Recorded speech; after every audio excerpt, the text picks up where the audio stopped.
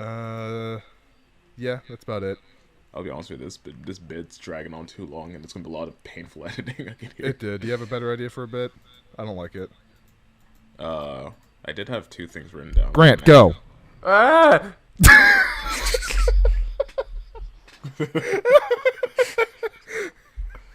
I mean, I went.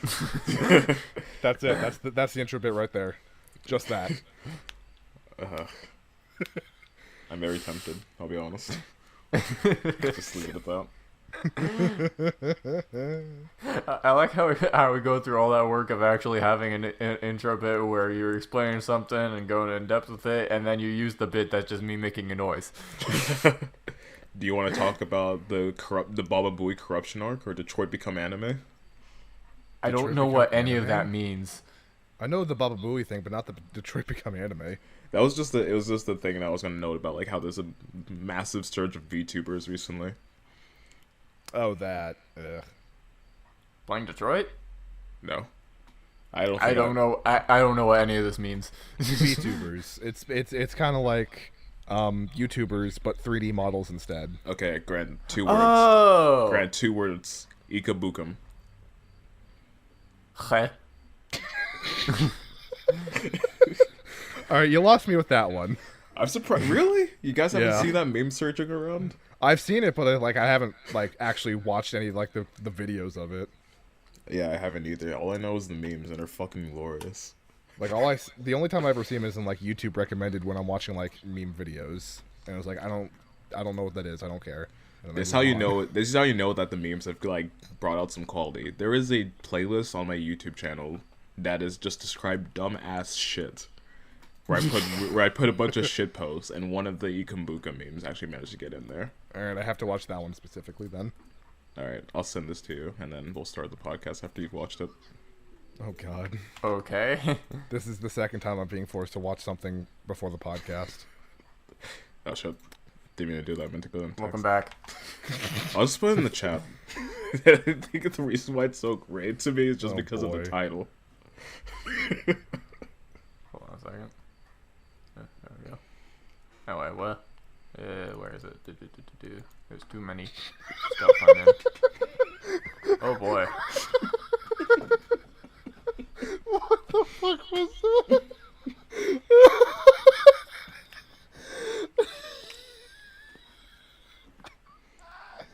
What the fuck was that? Okay. Alright. That wasn't funny. Why am I laughing? I log Yeah, into I'm YouTube that and I same see new notification, and the video title is Ikum Bukum, but it's terribly unfunny, and it's the best thing ever. God, that's probably a really good representation of loud does not always equal funny, but for whatever reason, loud does equal funny in this situation, and I don't get it. Okay. When I was thinking of TikTok memes now and how painfully unfunny they are, I remember thinking to myself what makes these so shit, right? And I was talking about how painfully, terribly, badly unconstructed they are. And then I remembered, wait a minute, I think 21st century humor is hilarious. So what say do I have in this? I think every single day is just a reminder of how fucked my humor has gotten. It's gone. I am pretty sure I've corrupted you too, and that all started when I sent you that one picture of the guy in the lake or whatever, and it just says water. Yeah. We can trace it back to that very moment. I fucking love that one. Yeah, that's the picture that made me realize how fucked my humor is. That set me down a long, dark path of water memes. And then to the subreddit led by me, to r/water niggas, which unfortunately got banned because of the name, and that makes me man. incredibly Really? sad. Damn, I haven't been there in a month, and now I'm sad. It's gone. So Fuck. Can we bring it back, but with a different name so it doesn't get banned? there exists Hydra homies, but I spent too much time watching that subreddit get fucking shitted on that I don't want to go to it. Hydro homies. Hydra homies. The more family-friendly version, but it doesn't have that shitposty, meme name that water niggas used to have. Honestly, I feel like every meme is like infinitely better the more offensive it can get sometimes. Oh yeah. Why do you think Cards Against Humanity is such a great game? True. Like, I used to have an iFunny account, and that place is like, sure, the memes are alright, but that is like a painfully like hateful, racist environment. And then I deleted it, and then I went to Reddit for memes, and then I realized, like, oh my god, the Reddit memes are like stale in comparison. Who would have thought that extreme racism and misogyny and like sexism, like I said, also is misogyny. Who would have thought that such hate would enhance meme power so much? I mean, how do you think I get my humor?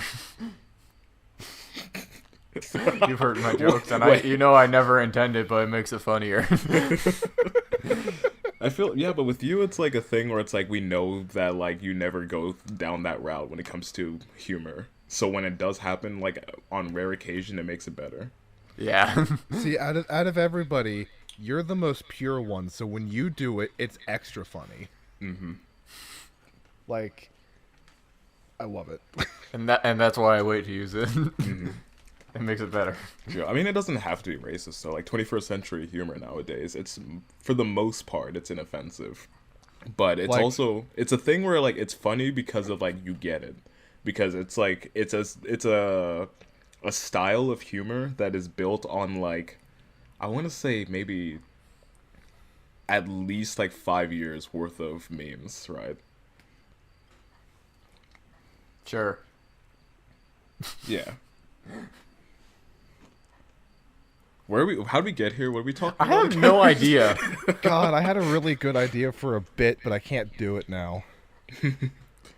Look, all I'm saying is that, Aiden, I'm tempted to like have you do a stream that's just a you laugh, you lose, and it's just the entirety of my dumbass shit playlist. Oh, dude, sign me the hell up.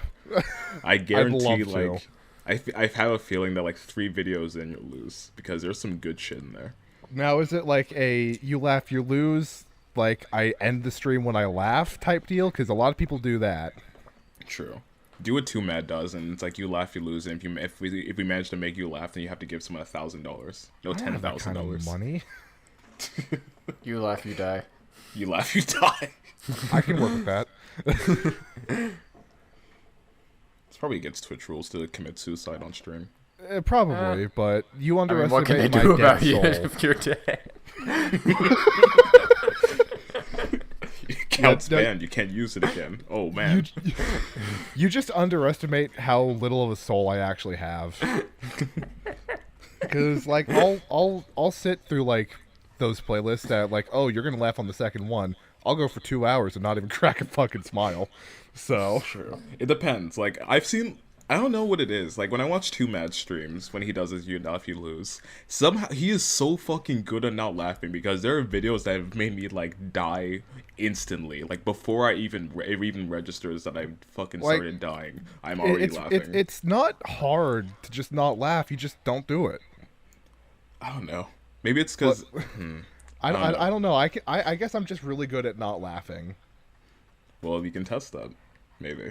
I don't know. Bring it, bitch. The thing is, though, is that I'm probably gonna have to delete, like, make a second playlist that takes away, like, the real offensive shit. Because yeah, there's some not good shit on there that you probably don't want to play. I don't want to break TOS if I don't have to. And I don't think I'll ever find a reason to have to break TOS. Yeah. Moral of the story: memes are good. Who would have thought?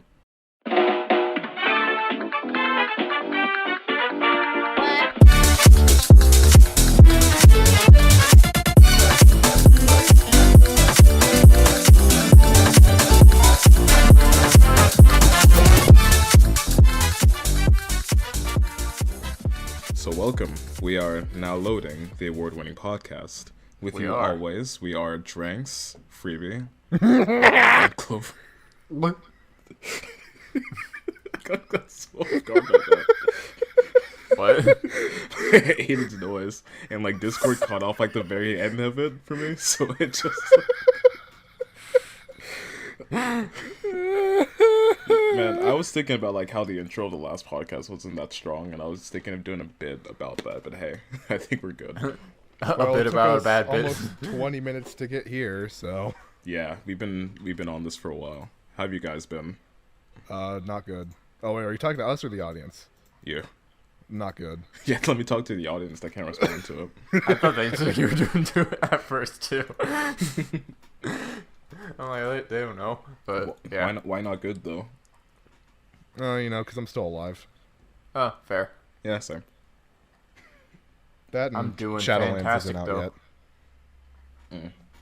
There's a lot of good shit that got announced that isn't even out yet.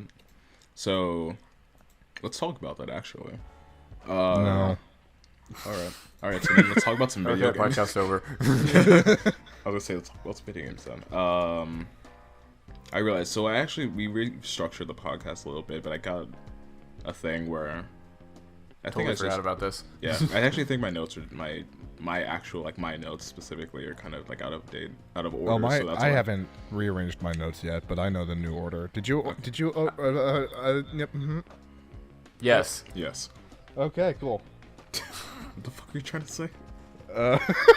Did you reorganize the structure yet? Yes. Yes, I Okay. did. That was the only thing that I've actually restructured. And Okay. I restructured I didn't- my notes a little bit, but I still have like. I mean, I know pop-ups. the structure, so I don't need to reorganize it. I'm get- too lazy, so I'll probably never touch my notes. I'll just keep filling in the blanks. You know, that's Yeah, fair. That's fair. Excuse me. Speaking of restructure, oh god, it's all going to shit. It's gonna be.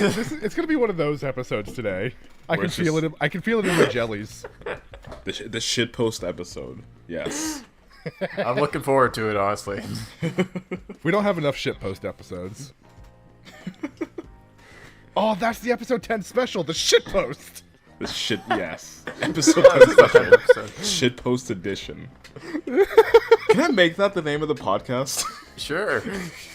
Are you fine if shitpost isn't in the title of this podcast? Go for it. Okay, good. I mean, I'm not in Can we charge have of it. every 10 episodes be the shitpost episode? I don't. We never Sure. tried. We never tried to do this. That's why it's so good that it's happening now. We talked about memes and shitposts, and now we're in the shitpost. We are the We've we just transcended in real time. We became what we swore to destroy. Detroit. Remember that the bit with Detroit become anime? Detroit becomes shitpost. There we are. That's a lot of really good podcast titles. I can't wait to see which one I pick later on. I hope you go for the shitpost edition or whatever. I'll probably have it shitpost edition. I'm actually just gonna head and type that right now. Alright. Let's actually swerve back on track and let's actually get into the structure that we were talking about. What structure? This is the shitpost episode. Let's at least try, and there's a good chance we're going to fail, quite a bit, but that's okay. Yeah. At least we can try, because this isn't Wrist Rocket. Yeah. Alright. Fuck you. So, Not my fault. as per the new structure, I say we should probably start with the PS5 Live Event. Did anyone actually watch that? Yes. I didn't watch it. I saw cool stuff in it, though. Clearly I didn't watch it, because we had like a 5-minute discussion before this that I didn't. Oh, crap. I just remember the news I was talking about earlier that I couldn't remember. I think I know what I want to assume that what you're thinking of is what I'm thinking of, so let me actually do this thing really quick. Let's talk about it really quick. So the PS5 Live Event happened yesterday as of recording? Yeah, yesterday, because the Direct was today. Nothing of note, honestly. We got the prices of the PS5, which were as expected. An That interesting... seems like very of note to me. Yeah, but but at the same time, it's like the Xbox was going to be was 500, and I was like, please, PlayStation's probably going to also be 500, so whatever. We got some new stuff on Resident Evil Village. There was a little bit more with Amnesia Rebirth, which is really cool. Yay. Yeah, aside from that, nothing really crazy. I mean, one thing I saw briefly that I am very hyped for is the remake of Demon Souls. That seriously looks insane. The visuals on that, I thought that Bloodborne looked good. Oh my goodness, Demon Souls looks insane. Like, I don't even like know what to say. Like, I'm gonna say nothing because I haven't seen it. you should. It looks. That might be like one of the best looking games I've ever seen. Okay. All right. So Visually. hold on. Okay. I'm waiting. There I don't want was to wait. a single piece of news that came out of this live event, and I'm trying to figure out how I want to approach this, because I feel like if I even start talking about it, I will go crazy.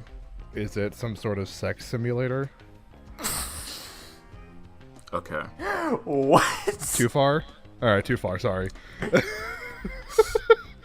3 letters, 1 number, and 2 Oh. letters. Yes, What? I heard about this too. DMC Yep. 5 SE. Yes. This I'm is all actually new is excited for coming. I got a text from my friend that said, "Hey, are you watching the PS5 Live Event?" And I was like, "No, but I will in like a second here. What happened?" He's like, "Something big just happened." And I was like, "I wonder what it is." So I open Twitch, and I see the Sphere Hunter is streaming. And in her thumbnail, I see V. And I was like, wait, hold on. So I go switch off of Twitch, and I go to YouTube so I can actually go back and skim through the things. And I was looking for one specific thing. And I found it. And I lost my goddamn mind. I don't know many of the details about it, but I did see it was happening. What all is like Okay. shown, or what is in it? So, playable virtual, obviously. Okay, yes, that was leaked, wasn't it? That was yeah, there was a leak of it, so I wasn't crazy when I knew that it was going to be like, if SE comes out, then virtual will be playable. There was also they kind of pretty bare bones, right? Where they showed like the gameplay of virtual, which by the way looks fucking incredible. It looks official as opposed to the mod. They showed 2 different modes, which have been promptly named. I know, like, I don't actually wait. I think it's only 1 mode. There was a turbo mode, but I didn't really see from the footage what was going on, so I just kind of skipped it. But there was a mode that is appropriately labeled "Hardware Must Die," because there's a bit when you're watching the trailer where you see like Dante fighting like, I want to say 20 enemies at once, and I was like, why is there so many? Yeah. I mean, it's not everything's with the leaks, because the leaks said that there was going to be playable Lady and Trish, which I'm hoping still is a thing, because please, I would love to be able to see how their gameplay is compared to everyone else, ladies especially. But as far as we know, it's just playable virtual. Also, they showed off like bits of 2 new cutscenes, which I know new cutscenes were also leaked. It really just becomes a matter of what's going to be there. And honestly, I could see people. I've seen people say that it might not be that much, but I think playable virtual is enough. And this is probably because of the fact that I'm coming off of DMC3 after playing as Virgil in that. I think that there are enough stuff for me to try it again. Mm-hmm. Because, I mean, I wasn't fully sold on DMC5. It's just not my kind of thing. But Yeah, you're not like a fighting game person. Enough. But here's the thing, though. When I was watching it, I was like, okay, this looks cool and all. And then there's a bit that they show off where Virgil stabs himself with the Yamato, and out comes V. Huh? What is that about? Yeah, what the heck? I remember in the leaks they said that V is going to get a new ability, and I guess that new ability is going to be being able to just pop out of Virgil whenever? Or something, I don't know. Wouldn't that be a Virgil ability? They're the same person. Pretty much, yeah. Just one has a more of a craving for power than the other. It sounds weird, and I'm looking forward to it. Yeah, and it's supposed to be coming out with the launch of the PS5. Nice. So that's going to be cool. And then it's going to come on other consoles and PC at a later date that they have not confirmed. And that's the one thing that I looked at and I was like, yes, I don't care about anything else. Now, they also announced God of War 2. Oh yeah, honestly, they did do that. I wasn't as hyped about that because I really expected that. I mean, I mean, I didn't know if it was gonna be enough to that, but I was totally expecting God of War 2 at some point. So I'm just like, okay, that's cool. That's there. Yeah, and there was also what was it? Final Fantasy 16. And that would have been surprising, but it was also like Final Fantasy 15 came out like quite a while ago, and I was like, yeah, it's about time. There's also a new Five Nights at Freddy's game. I didn't see anything about this. But I actually just rewatched it like not that long ago. It looks I alright. haven't even like watched this trailer. I have no clue what the heck it's about. But Five Nights at Freddy's security breach. Primed and ready for me to not play the game and then wait for MadPat to do his game theory on it. FNAF's one of those games where it's like, you guys have a game that's like, I've never played it, but I'm super into everything that's about it? Yeah, this is that for me. Yeah, that's Five Nights at Freddy's for me. I think I've only ever played one, and I don't even think I finished it. I think I got it because it was on sale for like $5 or whatever. I only ever owned Five Nights at Freddy's 2, and and that was on my phone, and I beat all 5 nights in one go without dying. So, true gamer, as always. Yes. But yeah. Yeah, but that's pretty much all I got from the PS5 Live Event. Revisitations of things that I'm interested in, one thing I really care about, a lot of other cool things, and expected information. Yeah. I would probably get the disc drive version because I love me some physical games. I need to grow the collection, but yeah, I want the disc drive version because options are nice. Yeah. What about you, Aiden? Sorry, I tuned out because I literally don't give a shit. I thought you would because you said that you were going to try and get a PS5. I want to try and get one, but I didn't watch the event, so I don't really care. I mean, I didn't either. That none of those games that didn't get announced really tickled my funny, so... Except for maybe the FNAF, but I'll wait for MatPat. Not even Deathloop? Deathloop. That game seems interesting. Oh, that one. That's going to be on everything, though, isn't it? I think so. The trailer for what they showed of that was basically just everything that they'd done before. Didn't they also get a bunch of like big name actors for it? Probably. I believe it. For some reason I feel like Daisy Ridley's associated with it now. Is she? Really? I think so. Deathloop. Daisy. I just remember whatever event that they revealed this at, like, I don't know if it was a PlayStation event, but what the fuck? Like there was a game. There was a game Daisy that was Ridley like and James McAvoy, whoever the hell that guy is. James McAvoy. Oh, what does he do? I Oh don't know dang who it! that name is I can't super think of who familiar. that is. What does he do? Oh man, he looks so familiar. He's in Split. What? And X-Men. Oh. Okay, I know who that is. I looked at the picture now and I saw his face. I'm like, yeah, I didn't recognize him with the yeah, I with recognize hair. him. Good actor. I am very interested in Deathloop though. I'll wait for it to come out. Yeah, it seems weird though because it seemed like more of just like they just showed it again. It's like, hey, you're still interested in it? And we're like, yeah. Because I think the last news thing that I heard about it was the big name actors a part of it now, and that wasn't too long ago, like maybe a month or two ago. So there couldn't have been anything new that they really big anyways that they could have said, besides maybe a date, because I don't know if they've given a date yet. Yeah. Did they give a date? Is there a date? I feel like it's gonna come with launch, just because they've been talking about it for a long time. But then again, so is Cyberpunk, so who knows? Well, that could always change. Look at Halo Infinite. Yeah, that too. I'm not mad. You're mad. Look. All I care about is that now we got an actual trailer for as well. We also have an actual trailer for Amnesia Rebirth. So that's gonna be. Oh yeah. I'm just gonna. All I hope is that it's not like a Machine for Pigs, where it's like, yeah, it's an okay game, but it's not a good Amnesia game. I think it actually needs to be like truly like the original. Yes. Because I know that Machine for Pigs like lacked a lot of the cool features from the first one, like people how you could interact with items. And, people called it a walking simulator with not much stuff to interact with. Yeah. This seems like it's going to be more narrative driven. So if the story's interesting, I guess I'd be somewhat. I wouldn't say I'm fine with that, but I'd be able to excuse it. Yeah, because I remember one of like the coolest, the one thing that people really liked about Amnesia was that like how you could interact with so much stuff. I don't know. I was there for the spooks. Well, I mean, yeah, of course that's the main thing that people were there for, but that's just something that people liked. I know, Yeah. especially like PewDiePie.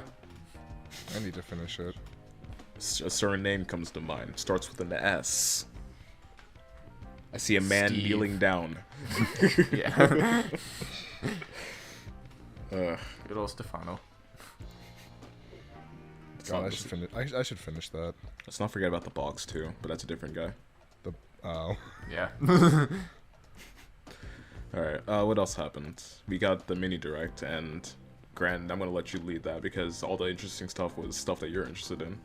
Oh boy, so it really started out of nowhere for me. The good old Capcom game by the name of Monster Hunter got a new game announced for that, Monster Hunter Rise. Which I'll give it this. That actually looks pretty cool. Yeah, it looks amazing. I think I have- like the look of that one better than I did World. I have no idea if it's gonna be like your traditional Monster Hunter game, but it seemed like it actually had a legit protagonist that was actually like voiced. So it's That's like, because that's like just like not a thing in Monster Hunter. You just make your own character and go fight monsters. And there's kind of a very, very loose plot that is just more gives you an excuse to go kill monsters. So playing as a guy as opposed to a dude. I think that's the order of that. yes.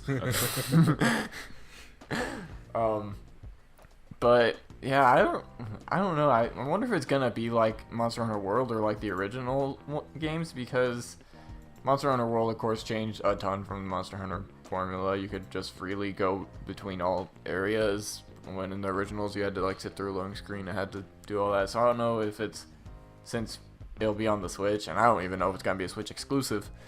I don't know if it's gonna be take that from World, where you can just like freely explore and do and have all those mechanics, or if it'll be like the old ones. But yeah, there's also another Monster Hunter game, like Monster Hunter Stories. They announced, I think it's a sequel to a different game. Not I'll be too interested honest, in that one. interested me more than Rise, but they both got my attention. I'm not really interested in that. I'm more focused on killing monsters than befriending them. Is it bad that I saw Monster Hunter, what is it, like Stories 2, and I was like, oh my god, Digimon. Really? It's because I recognized the name Rathalos, and I thought Digimon for some reason. No, it's very much No. Monster Hunter. Okay. That's the big boy. Yeah, that is like the cover that is like the mascot of the series. It's Okay. in Smash. Yeah. Well, I don't fucking play with... It's the Piranha Plant's final boss. In that game mode that I can't remember the name of. Well, Classic mode. I don't play I don't that, so know. I only do the 1v1s. With no items. Joker combos. So did you watch the Monster Hunter Direct that came with it, or just the mini Direct? There was a Monster Hunter Direct? Yeah. I didn't know this. I need to watch this like Oh, immediately. yeah. There was 'cause I a remember there was that an, happened, like, there was right an after. additional 15 minutes that was just Monster Hunter. Yes. I need to watch this. I did not watch it, I also but didn't it was watch there. Well, the Well, best well, the best how parts did- about not watching the directs live is that you can really just skim through them and be like, yo, nothing interesting, okay. So wait, did you Yeah, that's what did I you did. watch the Direct, or did you just watch like the trailers that were uploaded later?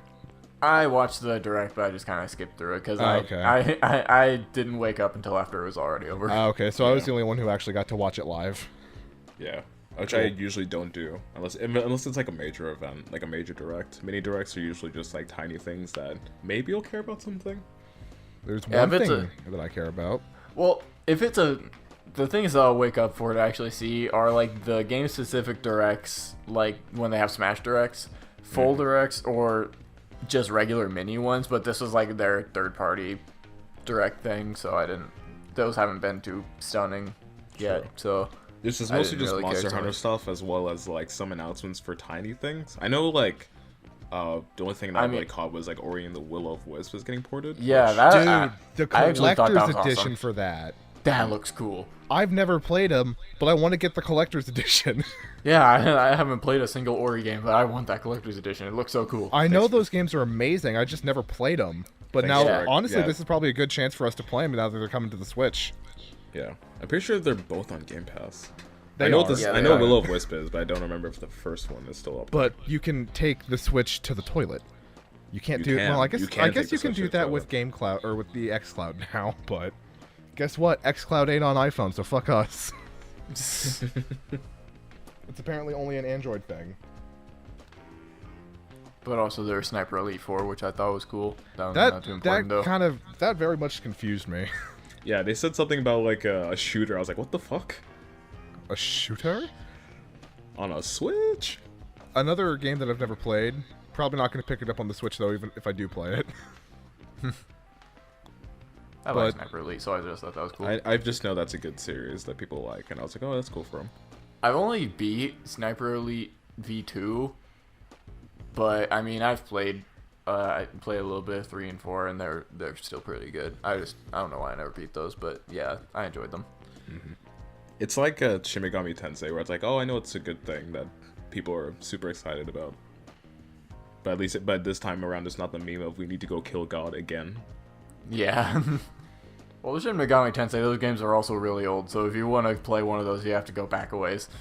Yeah, because Atlas hates money and won't let you play the new ones. Or the Yeah. old ones, I should say. I guess outside of those events. Oh, did you have anything else about it? About the there was one thing, sadly only one thing from the direct that actually caught my attention. Rune Factory 5. I don't remember seeing that. What? It was I think it was just an announcement for a game, but it follows like this character that has no memory, and your job is to like protect the town, but then like also go farming and fishing. I remember this. I remember seeing this. I don't know that looked anything super interesting. I don't know anything about it, but I love the art style and I'm in. Yeah, I remember seeing that art style and be like, that looks beautiful. Why is this So- like Breath of the Wild? That's what I thought it was when it first started. But I was like, oh my god, that's Zelda. And but then I that was like, can't. oh, But wait, it no, couldn't it's be not. because it was the publisher director or whatever. So, Same voice but- actor though, apparently. I think but so. I'm definitely in on that though because it looks cute. I don't know anything about it, Yeah, but it's the one thing that caught my attention besides the Ori Collector's Edition. yeah. Outside of those events, the only other news like I think is worth noting is we were actually talking about this before the podcast, but the Super Mario 3D All Stars. Woo! Oh yeah, mine's free- getting here tomorrow. To which you Physical. I didn't think about this in time, but physical sold out, so I'm not getting physical. I'm getting physical. Haha. because you I pre-ordered didn't. it. I didn't think about it in time. I went to go buy it yesterday, and it was Yeah. gone. So now Yeah, you now I can pre-ordered it the day it was announced. you can now pay for 3 of the best Mario games that exist. I As thought far it as, didn't like, go, I thought regular it shit. didn't pre-order the day that was announced. I thought it was like after that. Was it? I'm stupid. Oh well. Okay. Well, you can still get it digitally. Well, yeah, but when it comes to the Switch, physical's better. Oh yeah, true. Because Oh, well. you don't want to break the Switch and lose everything because Nintendo Yeah. sucks at backing up stuff. Yeah. And the only things I'm okay losing on the Switch are games I already own that I bought on the Switch so I can play on the toilet, like Skyrim. Man, I should Like, play on if the. you're I should play since the you're on toilet my more often. family plan, you can back up. Yeah, you can back it up. Oh yeah. Because I'm paying for your multiplayer. Well, thank you. So if you need a new toilet switch, you're good. I mean, it's only like $20 a month, so you're good. I thought it was And not a $20 month, a a year. year. Yeah. It's a year. So it's a fucking steal for the Nintendo Online shit. Yeah, I will gladly pay for your online. And I'm surprised how many people you could have on one account. Like how many Yeah, Switches. it's 8. Like you cover all 4 of us and Evan, right? Yeah. Yeah, that's a So lot. you've got- Trevor too. Really? I don't know. So Honestly, I we've don't got never Grant. use it, You've got Grant taking care of our Switch online. You've got me taking care of your anime. And what do you Yeah. get? He has Rooster Teeth. Oh, he you does guys have don't Rooster Teeth. really use that though. True. I mean, do. Volume Do 8 you? got it. I mean, RWBY I do, Volume yeah. 8's a thing, and it just reminded me, Eh. like, oh, yeah. Or, I don't know if I even want I use it for Achievement Hunter. That yeah. I got first for Ruby, but now it's just for Achievement Hunter, really. Because, not important.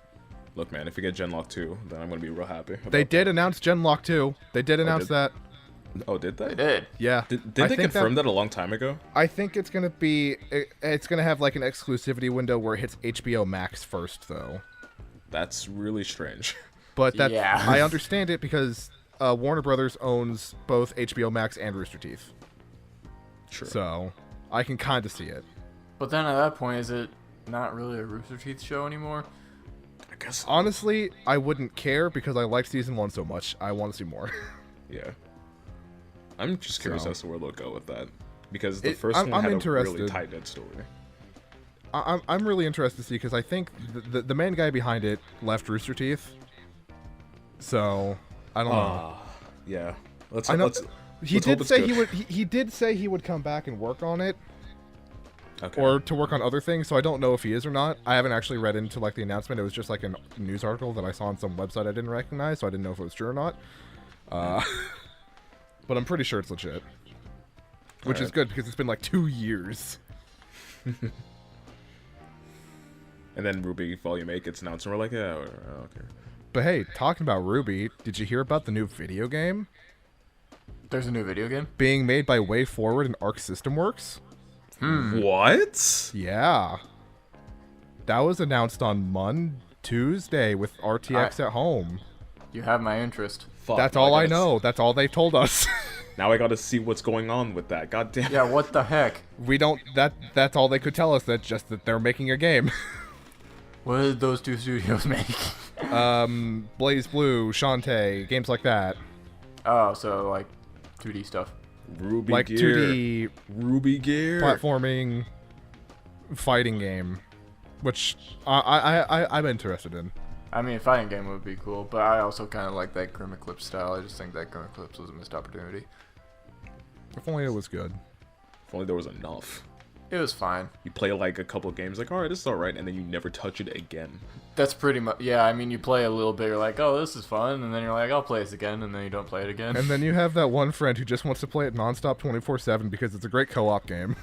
We love you, Tyler.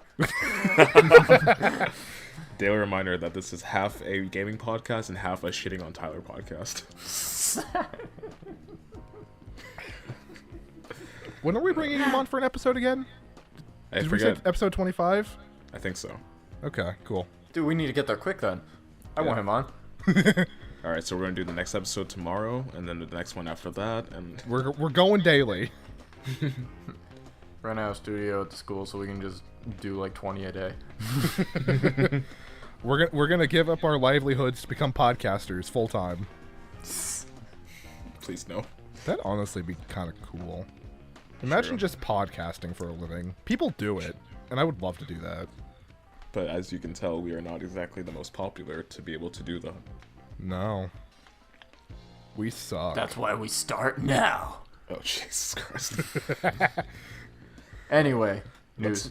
I think that's actually it for news. I've got I some have, more. I do too. Okay. Alright, so let's get into the actual rest of the news, which I'm pretty sure it's all of you guys. Can I start with mine? Sure. Okay. The 3DS has been completely discontinued by Nintendo. Oh, yeah, What? right. I Yeah. forgot about that. That was sudden. The DS, it's dead. Rip. I thought they said they were going to keep supporting that. Apparently not. Not anymore. It's dead. So, I guess it's Switch or nothing at this point. But I can understand that because they've technically got two competing handheld devices with the Switch if you use it handheld like I do. Yeah. Exclusively handheld, I should say, because I don't use it in the dock on its screen. I use it only handheld, but not the point. Yeah. I think that's a shame though because the DS was actually really cool. I loved my DS, but I never got the 3DS or anything. 3DSs are cool. I never used 3D on them though. Did the 3D actually work? Yeah. Though you had to be like have the screen at a certain angle for it to really work, but you could adjust like the level of 3D-ness or you could just turn it off. Well, that's cool. But it worked. It was just kind of impractical. Yeah. It really served no purpose other than a gimmick. Yeah. Well, Nintendo's What's- good at that. Wasn't that basically just Nintendo, like, at the latter end of its, like, gimmick console shit? Because that was basically the You could argue entirety that a lot of of consoles are gimmick consoles. Sure, but the Wii was like the most like what the fuck is going on with that? Yeah, that was a pretty weird thing. It was good though. Although I think the Wii U's tablet was still weirder. Maybe that's because I never had a Wii U, so I never experienced the tablet. Wii U is kind of a predecessor to the Switch. True. Yeah, because of the whole or handheld tablet bit. Yeah, like the handheld, like they take the screen with you different places. I mean, I'm happy it went that way because the Switch is great. Yeah. But as far as I'm aware, the Wii U still sucks, and we are still. I never made it better. As someone like put it in the best way possible, we are like proceeding to take the babies of the Wii U and continuing to stomp it deeper into its grave. Yeah. That pretty much sums it up. Yeah. But anyway, I also have news. So, supposedly, this is just something I kind of heard, like, very little of, but supposedly with the Mario 3D All Stars coming out, Nintendo has made new emulators for a new emulator for the Nintendo 64, GameCube, and Wii in order to run those games. So, I think it may be possible that they are doing this for a limited time so that they can test out those emulators and if they run well and if they see if there's demand for that kind of stuff. Which there is. And then maybe put that, like, add that to the Switch Online or make a virtual console. I have one question about that, though, when it comes to this kind of thing. Why make it limited? Like, think of, like take Super Mario 3D All-Stars, like, it is a file that is on sale for, like, a limited time. Like, why? Well, kind of like I said, like, they make it a limited time thing so that if you want to get, like, a cool collector's thing, you can, but later it could be available on, like, a virtual console or Switch Online. So wait, even the digital version's only on sale for a limited time? Yes. Yeah. Oh fuck, I'm gonna buy it right now. I mean, you got until, like, March, but... Is that the sound of you going to grab your Switch right now so you can go up to the store? I'm not even in my desk right now. I'm in my room. Fuck. But yeah, like, so maybe, like, so that they could test out that software. This is just a kind of a theory by me, but, like, so that they could test that out, so they could, like, eventually put those games, like, on their own in some other way available on the Switch, so that's not the only way you can get them, but if you want them, it's a cool collector's thing that you could get. True, but it seems like a real, like, how do I want to put it? It seems super ass backwards because it's like, it's Nintendo. Yeah, that's it. That's basically the sum of it. It's Nintendo. What? Did you just buy it? Yes. All right, cool. I wish I got the physical version, but the digital will have to do. Yeah. Look, all I'm saying is that if they do actually go ahead and, like, make a port for, like, GameCube, specifically GameCube games, I would love that, because you know what that means to me? Give me fucking Chibi Robo. Okay, that wasn't where I was going, but that wasn't where I was going, but that's actually really fucking good. I was thinking Metroid Prime, because that game was my fucking childhood right there. Yes. They need to what they need to do is port the Metroid Prime collection or the trilogy that came out for the Wii. Because that probably has better controls than because the GameCube had some pretty crappy first-person shooter controls. So I feel like maybe it's just like because I played it as as a kid, but I felt like it was like most okay though. Like I never had like terrible painful issues with it. I mean that's me with most GameCube games. So, because I played most of them when I was like 7. But you also do still have I didn't have a GameCube. But you do still have your GameCube, Grant, so you can go back and be like, did this game suck? Yes, I do that a lot. How many games suck? All of them. I mean, not like I've kept count, but yeah. All of them. Okay. Yeah, I need to go back and actually play some, but yeah, first-person stuff is kind of bad. You ever play a first-person shooter on the Wii? Yes. No, but I played one on the DS. Sounds like pain. Both are bad, because I've done both of those. And they were not great. For the Wii, at least you could like actually point with where you're shooting. On the GameCube, a lot of them, well, it had 2 sticks. Very few of them use the C stick to like look around, and if you wanted to like look up, you would have to like hold R or something and then use the main stick and completely stop moving, and Yeah. it's gross. Because I remember getting, I think it was Modern Warfare 3 on the Wii, and I couldn't even get past like the first like couple checkpoints. It was a horrible, terrible mistake. I laugh at that, but I had Modern Warfare on the DS, which is arguably worse. I heard that those are good for what they are. No. They're like Call of Duty on the DS. Okay, for a Call of Duty on the DS. Maybe on the DS I can see it, but with the Wii, from personal experience, Jesus Christ, no. I think the problem with a game like Call of Duty on the Wii is that it already has a superior version on other consoles, so therefore that makes it bad. But things that were like made specifically for it, like the game Red Steel 2, that game is awesome. True, but like if I never played a Call of Duty game, and let's say like I don't know, let's think of a reality in which it's like I've never played a Call of Duty game, nor have I ever played a shooter before, and then I get it on the Wii, I would still hate it. I'd still be like, what is this? How do you move? You would. Maybe it'd probably be less of a visceral reaction, but I think the reaction would still be the same, roughly. I guess it's just me. I do not hate first-person shooters on the Wii. I think they're fine. I mean, I've never played one on the Wii, so I don't have it. I mean, Link's crossbow training was pretty good. I never got that. It's pretty alright.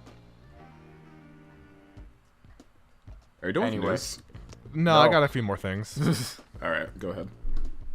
Grant, do you have any more? I have 2 more. Go for it. I guess this one is really, really short, but EA Play is going to be free on Game Pass eventually. Oh yeah, it's Pre-Ordering Ultimate. Yeah. Man, Ultimate's just getting better. Yeah. I'm so happy I got Ultimate. I'm looking forward to it because it means I'll never have to pay for another NFL game again. Because it's not tacking on an extra price, it's just part of Game Pass Ultimate. Yeah, and I hate paying for those for the sports games because they're a ripoff. I just hate sports. I hate you. Thanks. Sports are alright. I mean, yeah, sports are My alright. major I is don't based care. on that. Yeah. Yeah, I'd be surprised if Grant didn't like sports. That's like half of who he is. Basically. Yeah. Dude, you don't know how hype I am that the Big Ten announced that they're coming back for football. Grant's got 2 colors to him, white and red. And that's a lot of red in there. White One would and say red. there is no white and only red. I'm pretty white. Yeah. Is it fair to say that Grant's the paler of you two? Yes. Yeah. Actually, maybe. I don't know. I haven't compared lately. Yeah, no, I haven't. Believe it or not, I haven't seen you guys in person recently. I mean, we recorded my video for the project, but that was about it. True. True, yeah. And And when we were doing that, I wasn't comparing the color of our skins. Yeah, I No, was because gonna say we we're were more actually focused doing on- something. Yeah. Anyway, news. Aiden, what do you have? Oh, is that it for you? Yeah. Okay. Very minor because none of us really care, but the Black Ops Cold War Alpha on the PS4 is this weekend. Ooh, yeah. I don't really care. But continuing on with the PlayStation 5, did you hear about the mess with pre-ordering? They're sold out. It's they more than actually? just that they're sold out. They're sold out? No, Sony said, hey, we'll let you know tomorrow when they come out, but when they said that, they came out. So it's like, hey, they're going to come out tomorrow, but actually they're coming out right now. So, Way to go, Sony. wait. So Sony basically said, come back tomorrow, and it'll be out there, but And then it got sold out. but it got sold out within an hour of that social media post. What the heck? So So the people who are coming when they said to are get treated to a sold out sign. yes. Oh Yes, my they did. god. And imagine, like, you have the money in your hand, and you're like, alright, so they're gonna come out tomorrow? Okay, I will wait. Imagine how sad those people are. Last time I checked, they still had the physical versions at Target, but that was like 2 days ago at this point. So they're probably gone. And Yeah. meaning that you're not going to get a PlayStation 5 until they come out now. That is the biggest oops ever. I mean, I wasn't expecting to get one at launch either, but man, that Neither was I. But I just think it's really funny. And since then, Xbox has come back on Twitter and said, hey, we'll actually tell you when it comes out so you can buy it. That is a good move by Xbox. So, just some good old social media fun and a fuck up on Sony's part. It's literally like watching as Sony's walking down the street and they trip and face and eat the fucking pavement, and then Xbox just kind of like walks around like the place where they fell from. No, they walk up to them and stomp them. They like use them as like a stepping stool, like walk over them. Yeah. Like a jacket in a puddle. Oh God. That's hilarious. Yeah, it's stupid. I feel so sorry for those people that like were super ready to buy it and they're like, no, let's do it tomorrow. Same. Oh well, they'll still get it eventually. They're just not going to be like the first. True. But then last in the news. I mean, I still have one more news, but you go ahead. Oh, I thought you said you were done.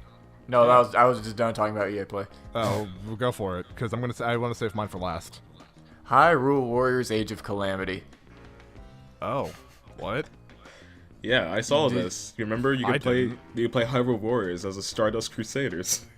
What? I haven't heard about this at all. I'm very confused. Grant, have you seen that comparison image by chance? No. Oh my god. It's literally like the image of them like standing next to each other, and it's a comparison of the first opening of part 3 where they're all standing next to each other near the end of the opening. Yeah. Oh my god. It's great. I need to see this. But anyway, it's literally... I think that it's like a really cool thing to have in preparation for Breath of the Wild 2. I doubt that this is actually Breath of the Wild 2, but pretty much what it is what happens before, like 100 years before Breath of the Wild, that like puts you in the situation that you're in.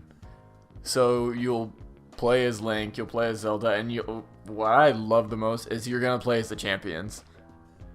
And I am beyond ready for this because I loved Hyrule Warriors. It was so much fun. It was just so much chaos and enemies that you're just fighting at once. And yeah, it's in like the Breath of the Wild art style. One thing that I wanted the most out of Hyrule Warriors was like a DLC that you could play as the champions, and I'm finally getting that in form of an entire game. So yeah, I'm hype. It looks very cool. I can't find this meme. So it's your thing? Oh, I thought we were waiting for the meme. It's gonna be a while, so you might want to talk. All right. This is probably, out of everything in the news that I'm going to talk about, this is probably the thing I'm the most excited for. It's the Mandalorian Season 2 trailer. Ah, yeah. It looks awesome, and this is literally just a plug for Wrist Rocket, because we're probably going to talk about that for most of the episode when we record it. So go watch Wrist Rocket. That's it. Just go listen to our other podcast. Yeah. Thank you. Oh, Lord. Go listen to our arguably more successful podcast. Okay, no, I'm not laughing at that. I saw a fucking meme, a JoJo meme, but Grant, you won't get the reference, so I can't send it to you. Okay, nice. And that's it for the news. I also like how you just flat out said the more successful podcast. I mean, What? And I think it's funny how you just flat out said the more successful podcast. Well, yeah. Numbers do not lie, unfortunately. Yeah. Our average viewership is higher on that one. Mm-hmm. I hate to inform you, but the Star Wars podcast is popular. Who would have thought? People like listening to people talk about Star Wars. But anyway, that's a different podcast. We have this podcast. Yeah. Go listen to Wrist Rocket. Do it. Which I was Don't gonna worry, say we'll give Now Loading some sort of shout out in the next one because we did it here. If we remember. Grant, let's not remember to do it. Both just promote So we can revive the dying podcast. both podcasts exist to promote the other. Kinda. I mean, We've brought up Now Loading in both episodes of Wrist Rocket so far. in We're some on a roll. capacity. I think we've reached like new tiers of like breaking the fourth wall or breaking the meta. Like, we talk about Tyler a lot on this one, and then for some reason we talk about now loading a lot on Wrist Rocket. So. Very weird how that works. Oh, well. Alright. Now then, let us talk. What's next in the structure? I totally forgot. Same. Are we at the games now? No, games are last. Games are last. Despite being a video game podcast, they are put at the end because they take the longest to talk about. We are now at our cutscenes, in which we talk about shows, movies, and YouTube. Man, I have, like, one thing. I think I've got some YouTube, quite a bit of YouTube stuff, but I've got like one show, because the other one I'm still waiting YouTube. on. Because I don't watch shows or movies. I only watch YouTube. I'll let you talk about your YouTube thing. You do it. Talk about your one Okay, show then. first, and we'll do YouTube in one big go. I don't have one show. He's talking Oh. to me. Alright, so I watched Aggretsuko Season 3. So What? I know I've talked about Aggretsuko Season 1. I don't know if I've ever talked about Season 2 on the podcast before. You did? It was a long time ago. This is before Grant. Oh. In the Before Dark me Ages. time. In the Dark Ages. The Dark Before Times. I came back and saved this dying podcast from its grave. Before I dug it up and brought it out and put it into the sunlight and put it on the pedestal that it's on now. I'd argue that you killed it because you were fine until you joined. Okay, then I put the gun to its head and put it in its grave. And then from the ashes rose Wrist Rocket. Yeah. Alright, so Aggretsuko Season 3. So it's more Aggretsuko and it's pretty fucking good. I guess that's really all I can say. So with Aggretsuko, it's always been like each season thus far has been like about one specific subject with related to Retsuko's situation. Like first season was about her hating her job and wanting to get married so that she has to never work again. Season 2 was about her finding someone that she actually loves, and then everything associated with that. And then season 3 is about her becoming an idol, which I remember seeing the key art for it on Netflix and seeing her dress as an idol, singing like heavy metal, and I was like, what the fuck are they doing? And I was really Sounds fearful. bizarre. I was really fearful that this is gonna be like a hijinks season, as like right next to like two really strong seemingly like really personal seasons for this character. Fortunately, that's not the case, and the subject this time around is sort of the idea of not knowing what you want to do and choosing career paths that, how do I want to put it? Like choosing a career path that you end up taking despite the fact that you never really were interested in it, but then finding out that Dude, you me right wanted now. to. Yeah, basically. Like, I was gonna say this is definitely like more like me, where it's like, oh, graphic design's cool, and then now I'm here. Nice. So yeah, so it turns out like it seems like it starts out as like a thing where it seems like it's just gonna be like a very reactionary thing where both seasons were very much about, the first two seasons were very much about Retsuko and her desire to do things and her putting herself in situations, and then this seemed like we were going to get a much more reactionary season where it's like things are happening to her. But then we find out that like there is a much more personal narrative alongside this really weird like, hey, now you're an underground idol thing. Underground idol. Yeah, because basically what happens is that she goes on like a vacation with her mom for I'm trying to figure out how much I want to say. I'll start from the beginning. So basically, from the beginning, she basically plays like a VR like dating sim game and wastes all of her savings on it. And because of that, she ends up like having to basically just eat breadcrumbs during her lunch break and nothing else. And she gets the opportunity to go with her mom on like a resort's escape or whatever. And she uses the fact that she got a driver's license, and I think it was the last season, to take her there.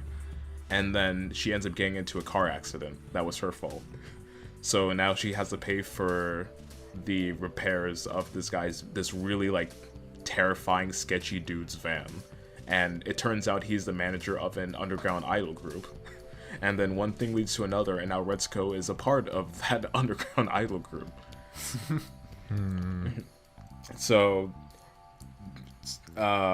one of the gimmicks of I don't want to say gimmick because it's much more like there's much more to it than that. But for just to simplify things, one of the gimmicks of Aggretsuko is the fact that Aggretsuko is like this cute like red panda character, but she loves like heavy like death metal, and will like do this sort of what's called a death voice. I mean, just looking at the pictures, I can tell there's two very different sides to this. Yeah. Red panda. So this becomes less of like, because her sort of like love for death metal was always like a thing that she used as a means of escapism from her shitty life, and then this is sort of a season that kind of leads into the revelation that she wants to basically express her interests and express herself in ways that she was trying to deny existed.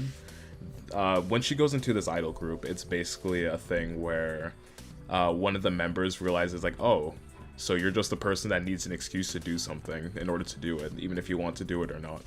And the season is basically all about that. And alongside that, we also get a narrative arc with legal best boy, Haida, who is like a hyena dude that has a massive crush on Retsuko that got turned down in like a special, which seems kind of fucked. But this is him kind of like meeting this one person named Inoue, who is like a dog, and realizing that he kind of has some feelings for her, but then he also has some feelings for Retsuko. And then this whole season's about like him being like, should I just kill any chance of me and Retsuko getting together, or and just go with this chick, or should I try to hang on because I still have feelings for her? And everyone around him is like, let it die. And I was sitting there watching the show like, let it fucking die. Kill it if you have to. I was about to make that joke.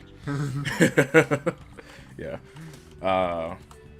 And then anything else past that is going to be spoiler territory. So, Aggretsuko, very fucking good show. And season 3 is, I'd say, just about as strong, and if not even stronger than like the other 2 seasons. Especially when it comes to some of the ideas that it starts to explore later on. I guess it's not necessarily a spoiler to mention it, but like in lots of like idol shows, mostly I'm thinking of like something like Perfect Blue, it goes into like the idea of like having a stalker and all of the horror like terrors with that. And Aggretsuko actually leans into that into a way that I was not fucking expecting. Not with this show at least, because as much as this show was like an existential horror, it leads into themes that are way darker than you think they would have taken it. So yeah, good season to a good show. Nice. I just have to say, looking up Aggretsuko, the literal meaning of that is fierce child. So yeah, that's fair. That's about it. That's about right. That's basically it. That's a show. neat. Alright. You talk about your YouTube things, and I'll go into my stuff later on. Hey, do a YouTube thing. I have 3. How many do you have? 2. You go first. Well, I found this dude, mine are very, very, very minor, but I found this dude online. His name is Air Force Proud 95, and he just posts like these.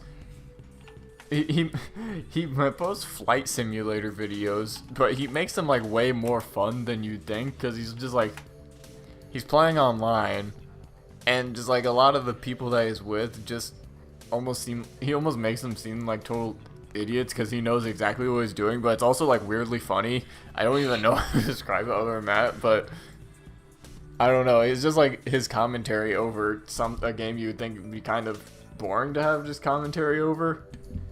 But he also, I don't even know. It almost seems like he's an actual like air traffic controller or something, or an actual pilot. But these people are just don't really know what they're doing in this game. Like they absolutely suck at takeoffs, and he's just kind of like narrating over what's going on. In the description of his YouTube channel, there says commercial pilot spending too much time as a virtual air traffic controller. Yeah. That's pretty much what it is. A lot of time he'll just be sitting in the air traffic control tower and just like being like talking to the people trying to land and all that. So are these Well, videos yeah, with other people, or is it just him? Most of the time, a lot of the time it's just him, and then he's just like playing with random people who just so happen to be playing Flight Simulator at the time. There has been like maybe 1 or 2 times I've seen him play with someone else, but that was, I mean, the only time I can really think of is the first time he played the new Flight Simulator. Okay. And he was just kind of messing around in that one. But yeah, I think like the latest video I saw by him, I don't watch him like super regularly, but like his newest one, it was literally just him critiquing people taking off at an airport, and people were very, very, very bad. Hey, and you should do a collab with him. That, you know? Hell yeah. I'd be down. It'd be like 30 minutes of me just saluting as we go down. I'm so glad that clip exists now. So do I. It was a fucking great Shout out one. to Grant for pointing that out. That it wasn't. Yes. I think that's my most viewed clip on Twitch, actually. I think it's one of the most viewed. I don't know if it's the most viewed. I love that. It was such a fucking good one. But my other thing is, have you ever seen the video Tay Zonday plays Team Fortress 2? No. I feel like I've heard that. That sounds amazing. Tay Zonday, he'll stream Team Fortress 2. I mean, he asked before. I don't know if he's done it recently or not, but there's Oh, this that's clip who this online is.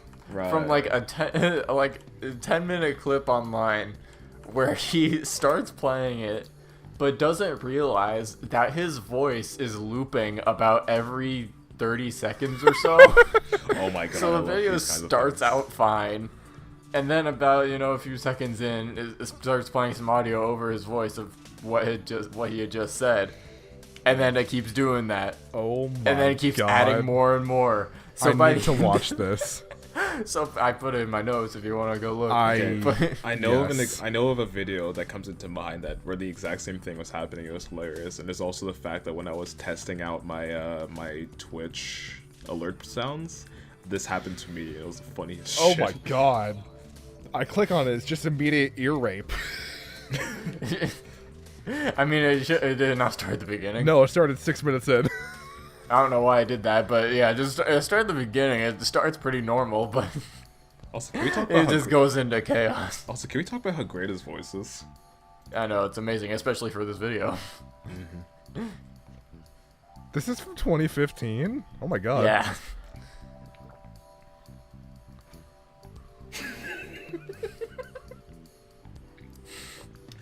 It just He doesn't started. realize it. It just started. Oh Jesus Christ. Okay, Grant, I want to send you a video that's basically the same kind of thing that immediately came to mind. So wait, can he Yes. not hear it? No, he doesn't know what's happening. Okay. Because I've this had is- that happen to me before when streaming, but I can hear it.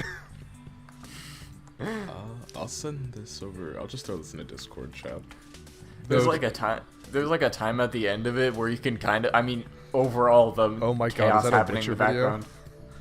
You can Yeah. just like barely hear him, but it's like I think something's wrong with the stream. Yeah. But the video that I sent is like the same thing happening, but the person does know what's happening.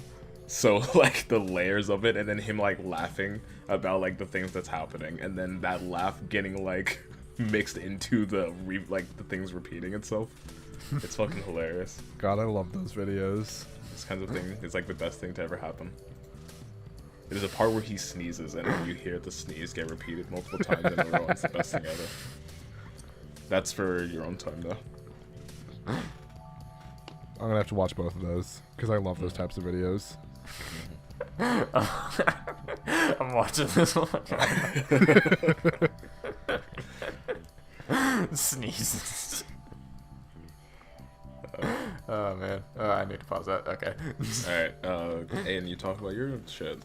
All right, I got about technically 2 things, but 2 of them are 2 different things, and then I have one other thing, so I technically have 3, but 2 if you really think about it. Halo is a cool video game, right?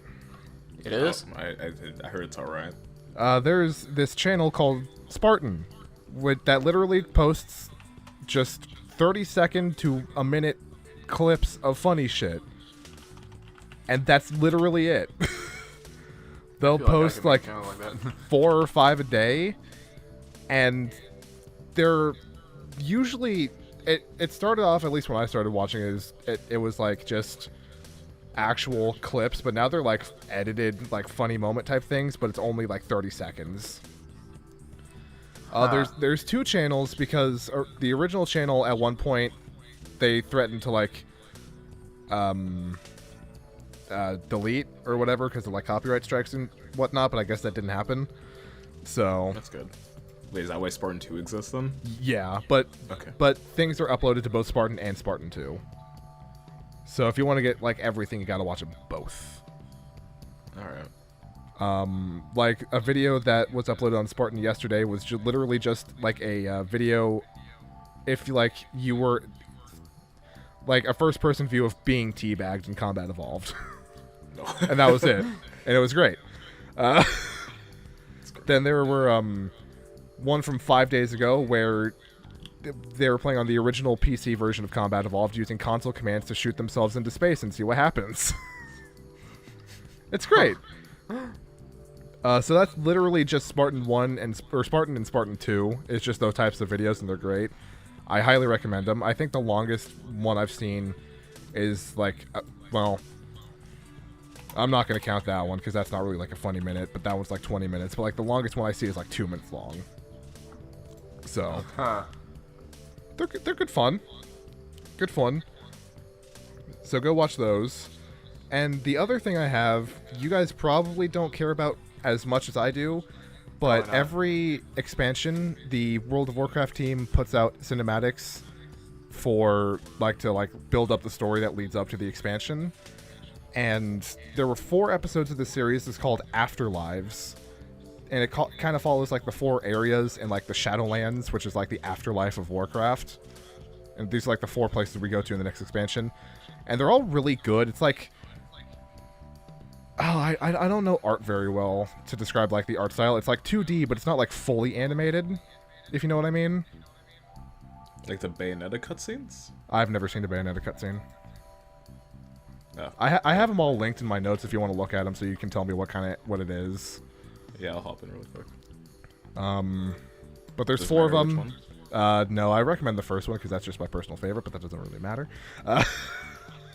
Oh wait, no, this is more like the Overwatch like origin video. Yeah, that would make sense because it is all Blizzard, but where it's like it's like minimal animation, but it's more based off of like the actual posing. Okay, that's really interesting. There's 4 of them, and they're all really good. I think the last one actually came out today. And it just follows like 2 of them follow characters that we already knew that have died and moved on to the Shadowlands, and then the other 2 follow new characters that are kind of like part of like the organization they kind of like. One of them is the leader of the zone. The other is just kind of like a forest boy. Oh.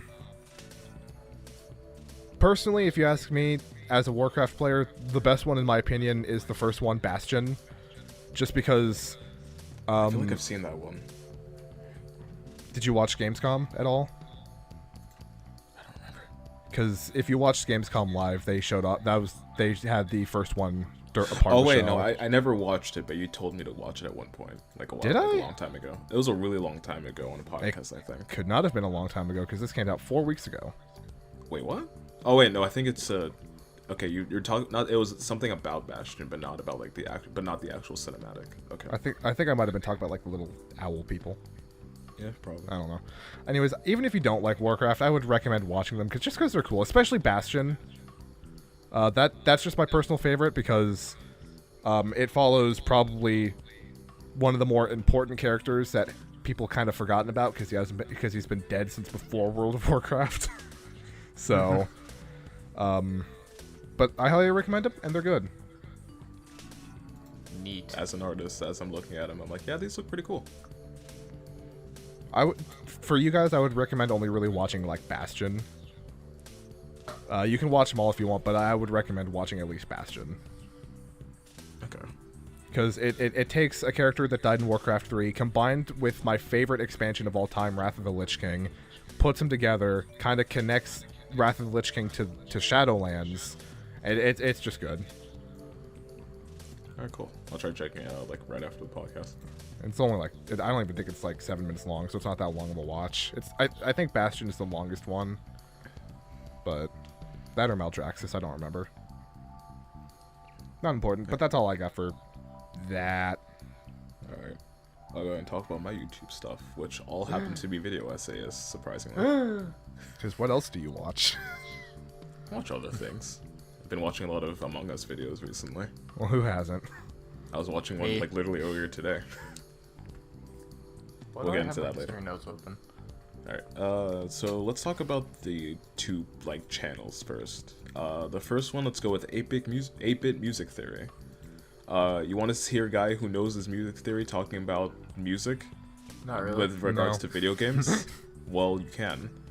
8-Bit Music Theory is actually someone that I knew about, but never actually really looked at their channel before, which is surprising. I watched their video about like, not Hyper Light Drifter, but about Disaster Piece, the guy who made the soundtrack for Hyper Light Drifter, and talking about like how they use modal jazz in order to actually like make their music, and then using Hyper Light Drifter and then things from I think Fez as well to give examples. Basically, what 8-Bit Music Theory does is he takes either a game, a musician, or a specific song, and he breaks it down, or even like just a concept. Like one of the videos that I just looked past was how does Mario music sound fun. So he takes concepts, songs, soundtracks, or artists specifically, and he breaks down like the music theory behind what makes them so great. Some of the videos that I watched that I really liked were all of his Hollow Knight videos, where he talks about like the atmosphere, leitmotifs, storytelling through music. He talks about the track Rain from the Halo ODST soundtrack. Oh, that's such a good one. He talks about this one's much more sound design based, but he talks about Silent Hill 2 and the use of silence in that, and then he going into some of the tracks. And the one that I watched recently that I really liked was his video breaking down the Chibi Robo's soundtrack. And what makes some of the tracks super interesting. If you don't know about the Chibi Robo soundtrack, you're listening to it right now. It's a good one. It's one of those, it's a channel where like he gets really into the music theory, right? So if you have no idea, if you know nothing of music theory, you might get a little lost, but I think he does a fairly good job of keeping things interesting and using examples in a way that makes it pretty clear, like, okay, I don't know what exactly he's talking about, but I get where he's coming from. I know it's still relatively new, but does he have anything on the Fall Guys music yet? No. Oh, okay. Yeah. No, I'm not saying anything. Okay. Because that would be interesting to understand. Yeah, I think that you can. I'd recommend like actually just checking out the channel and like looking to see what games he's talked about, like Chibi, like some things that he's talked about, like what I said was Chibi Robo, Halo ODST. There's Animal Crossing, New Horizons in there. There's Metroid. There's Pokemon, Final Fantasy. Basically, a bunch of games. He takes something from them, whether it be the artist or whatnot, and then he breaks it down to the sort of the music theory. Yeah, so he's really cool. Reminds me of Alex Moukala. Yeah, which by the way, I did subscribe to him because I really like his breakdowns. Good. He actually uploaded a video recently on Megalovania, which is pretty cool. Oh, did he? I And haven't he's seen that also yet. he's uploading a video soon about all of the music in Persona 5 Royal. Because he beat that on stream, and I gave him like a moral dilemma in his on stream. Had to do with the ending of the game, so I won't spoil it, but Yeah. it was something he talked about for like a solid 5 minutes. Fuck it. Let's throw Alex more. Let's throw Alex in there too in the description for pop-ups. Because he's Just fucking 'cause awesome. I think I love him. we've talked. Aiden, I know you've talked about his video about breaking down. Which track was it? It was a Persona track. It was Last surprise, probably. Last it Surprise. was last. Yes, it Last was- Surprise. Yeah. He broke down both. Yeah. But we'll go ahead and let's go ahead and throw him down there too, because he's also really cool. I don't Did remember I if he was talk a about pop-up. him before Grant came along or after? I think you sent the video. You showed us. You talked about the video before, but I don't remember if it was on a podcast. So this will be our opportunity to say, "Hey, Alex exists too. Watch your shit." Yeah. He also broke down Double Trigger. I was Yeah. hoping for Crimson Cloud, but that's okay. Broke down some Nier stuff too. Yeah, he did talk about Nier stuff, which sadly it was also. It's one of those things where it's like, you know, when someone talks about something that you like, but you want them to talk about the one really specific thing, but then they don't, and you're like, Yeah. Like, I watched when I talked to the one guy that I had a pop up for before, where he broke down Liam Triforce, where he was talking about the Doom soundtrack. I was like, please talk about Vegacore, please talk about Phobos Space. But then he did, and I was like, god damn it. The other video essayist I got is Michael Saba, who this is the person I actually found way recently, because 8-Bit Music Theory I knew about for a while, but I've actually only just now looked into their stuff. Michael Saba, I mostly got interested in their channel because of they talked about Kill la Kill, and they broke down the sort of underlying ideas that were related to that. I don't know how, but I never noticed that Kill la Kill is about fascism. And I think that's most baffling to me because of the fact that I've watched that show 3 times, I think maybe even 4 times now. So yeah. It's really like kind of a big thing. I know. When I watched it, when I heard about like fascism and Kill la Kill and how it's about that, I was like, are you shit? Huh. God, but then I actually watched the video, I was like, oh, that you're is right. not where I thought you were gonna go with that. Yeah, apparently my favorite anime is about fascism, and I somehow never caught it. And then again, I guess it's not the craziest thing because of the fact that like it's super balls to the walls, and if you're not, you're probably paying attention to all the crazy shit that's happening as opposed to the actual messages behind it, as opposed to fascism. Yes. So that video is the one that I would recommend specifically, and then I would also go ahead and recommend their Nier video, where they talk about the it's more of like a breakdown of some of the inspirations that make up some of the side quests in Nier. Like, you know how, because Nier is all about like humanism, right? Yeah. It's all about existence, and what his videos do is that they actually break down the specific both ideas and then I want to say the philosophers as well that make up some of the side stories. Like Jean Pierre, I remember, was one of them. Yes. And he basically goes on to point out these different things and then bring those all together to explain like how these come together to create what he calls the ultimate humanist fable. Just another example. That's a grand name. Yeah, just another thing that's like, yeah, Nier's messaging is pretty fucking cool. It is. I just don't get most of it. Yeah, I mean, That's the thing. You didn't watch that stage play, obviously. Yeah, I didn't watch the stage play or listen to the concert or listen to or read the book or Yeah. So, he makes really great essays, video essays about really cool media. So I would recommend him. Let's talk about video games. The real Yes. reason why we're here. We are now at the video game portion of this video game podcast. I mean, I liked having those first, honestly. I feel like it'll flow better like this. Yeah, I liked having all the other stuff first. Because we spend a lot of time with video games, and it's good to like talk about all of that, and then be like, okay, yeah, we're done. Yeah. Because most of the time, by the time we're done with the games, I'm kind of exhausted. So That's one of the main reasons why I threw it at the end too. So yeah, this time we actually get to talk to each other a lot instead of just letting one person talk about it even at the beginning. All right, now let's talk about the one thing that we've all played, just to get it out there, because it's pretty fucking good. Is it now? Yeah. Halo: The Master Chief Collection. I mean, you wouldn't be wrong. That's not what I was going at, but if you want to talk about that first, sure. I'm not. There's no. The only thing I would talk about's not out yet. So. All right, let's talk about Among Us then. Who?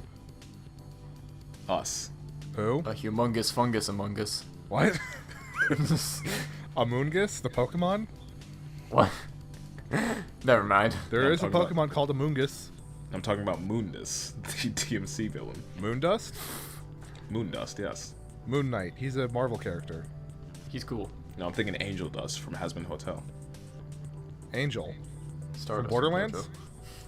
from Angel from Borderlands. No, Angel from Lilo and Stitch. Did you say Stardust from JoJo Part 3? I said Stardust from JoJo. So we all played Among Us, and it was pretty fucking great. God, yeah. That game is a great way to meet new people. Mm-hmm. There's like 30 people in our server now that I don't know. We didn't know half those people to begin with. And now there's more. Yeah. Yeah. Some of them I recognize, like Tim's in there now. I blame Tyler because I know he's been wanting to play it and he's been getting like all the people and everyone's like, "Hey, can I add this person?" We're like, "Yeah." Honestly, most of these people came from Deuce 2. Yeah. Really? I think Tyler only brought Tim in, which I'm fine with. Tim's cool. Well, Tyler gets them together, and then the other people invite more people. Yeah. So it's kind of indirectly from him. I'm actually in 2 different Among Us Discord servers now. I got invited to a different one. So it's not as boppin', but it's still a different one. I think there's only 15 in that one, 15 or 16. We now at all times have people to play Among Us with, Right? which is fucking nuts. If you just put a message in that, chances are you'll get a response. Oh yeah. I think every single time Tyler has asked, like, put on the Discord, like, "Hey, who wants to play?" He's always had people join. Like a full Every game single time. too. I would have done it the last time he said that, but I was busy doing like tests. So we should always try and calling me, get people and play it response. tomorrow. Yeah. Wait, maybe not. You probably tomorrow. don't even need to get people. Just say, "Hey, let's play." Yeah, I think You'll I've get the got people. D&D tomorrow. I don't know about Aw. Grant, do you want to play tomorrow? Maybe, sure. Cool. that. All right, let's not worry about scheduled things now. Let's actually talk about the game. But we are talking about the game. I mean, like the actual meat of it. Um, So, I don't think we need to explain what Among Us is, because at this point it's if you so popular that don't you've know seen what it. Among Us is, where have you been? First of all, how, and second of all, it's pretty fucking good. Among Us is currently the most popular game on Twitch. It's probably not the most viewed, but it's the most popular. And I mean, it's also, not only is it great to play, it's super fun to watch. It really is. It's within the same vein. I know, what are the games you compared it to? I know TTT was I one of them. compared it to TTT, Town of Salem, and then someone else compared it to something else that I agreed with, but I don't remember I compared it to Faking It, and I know you agreed with that. Yeah, But there with was the right something people, else. with the right people, though, I realized that you can also probably say it's within the vein of Secret Hitler. If you guys have ever played that, Yeah. Yeah, someone else did Never describe played it, but I know. compared to that too. yeah, that comparison really only depends on how heated things get. Which I'm surprised that this game didn't get nearly as heated as it was. Because I think like we're like a group that spends way more time trying to figure out things and put the information together. So I feel like there's less like distrust when it comes to playing Among Us, as opposed to something like Secret Hitler. I take it back. Among Us is the most viewed game on Twitch. Okay. It's got 499,000 people watching right now, followed by Just Chatting with 309,000. Oh my god. Followed by Modern Warfare. Then Fortnite. Fortnite's not number 1 anymore.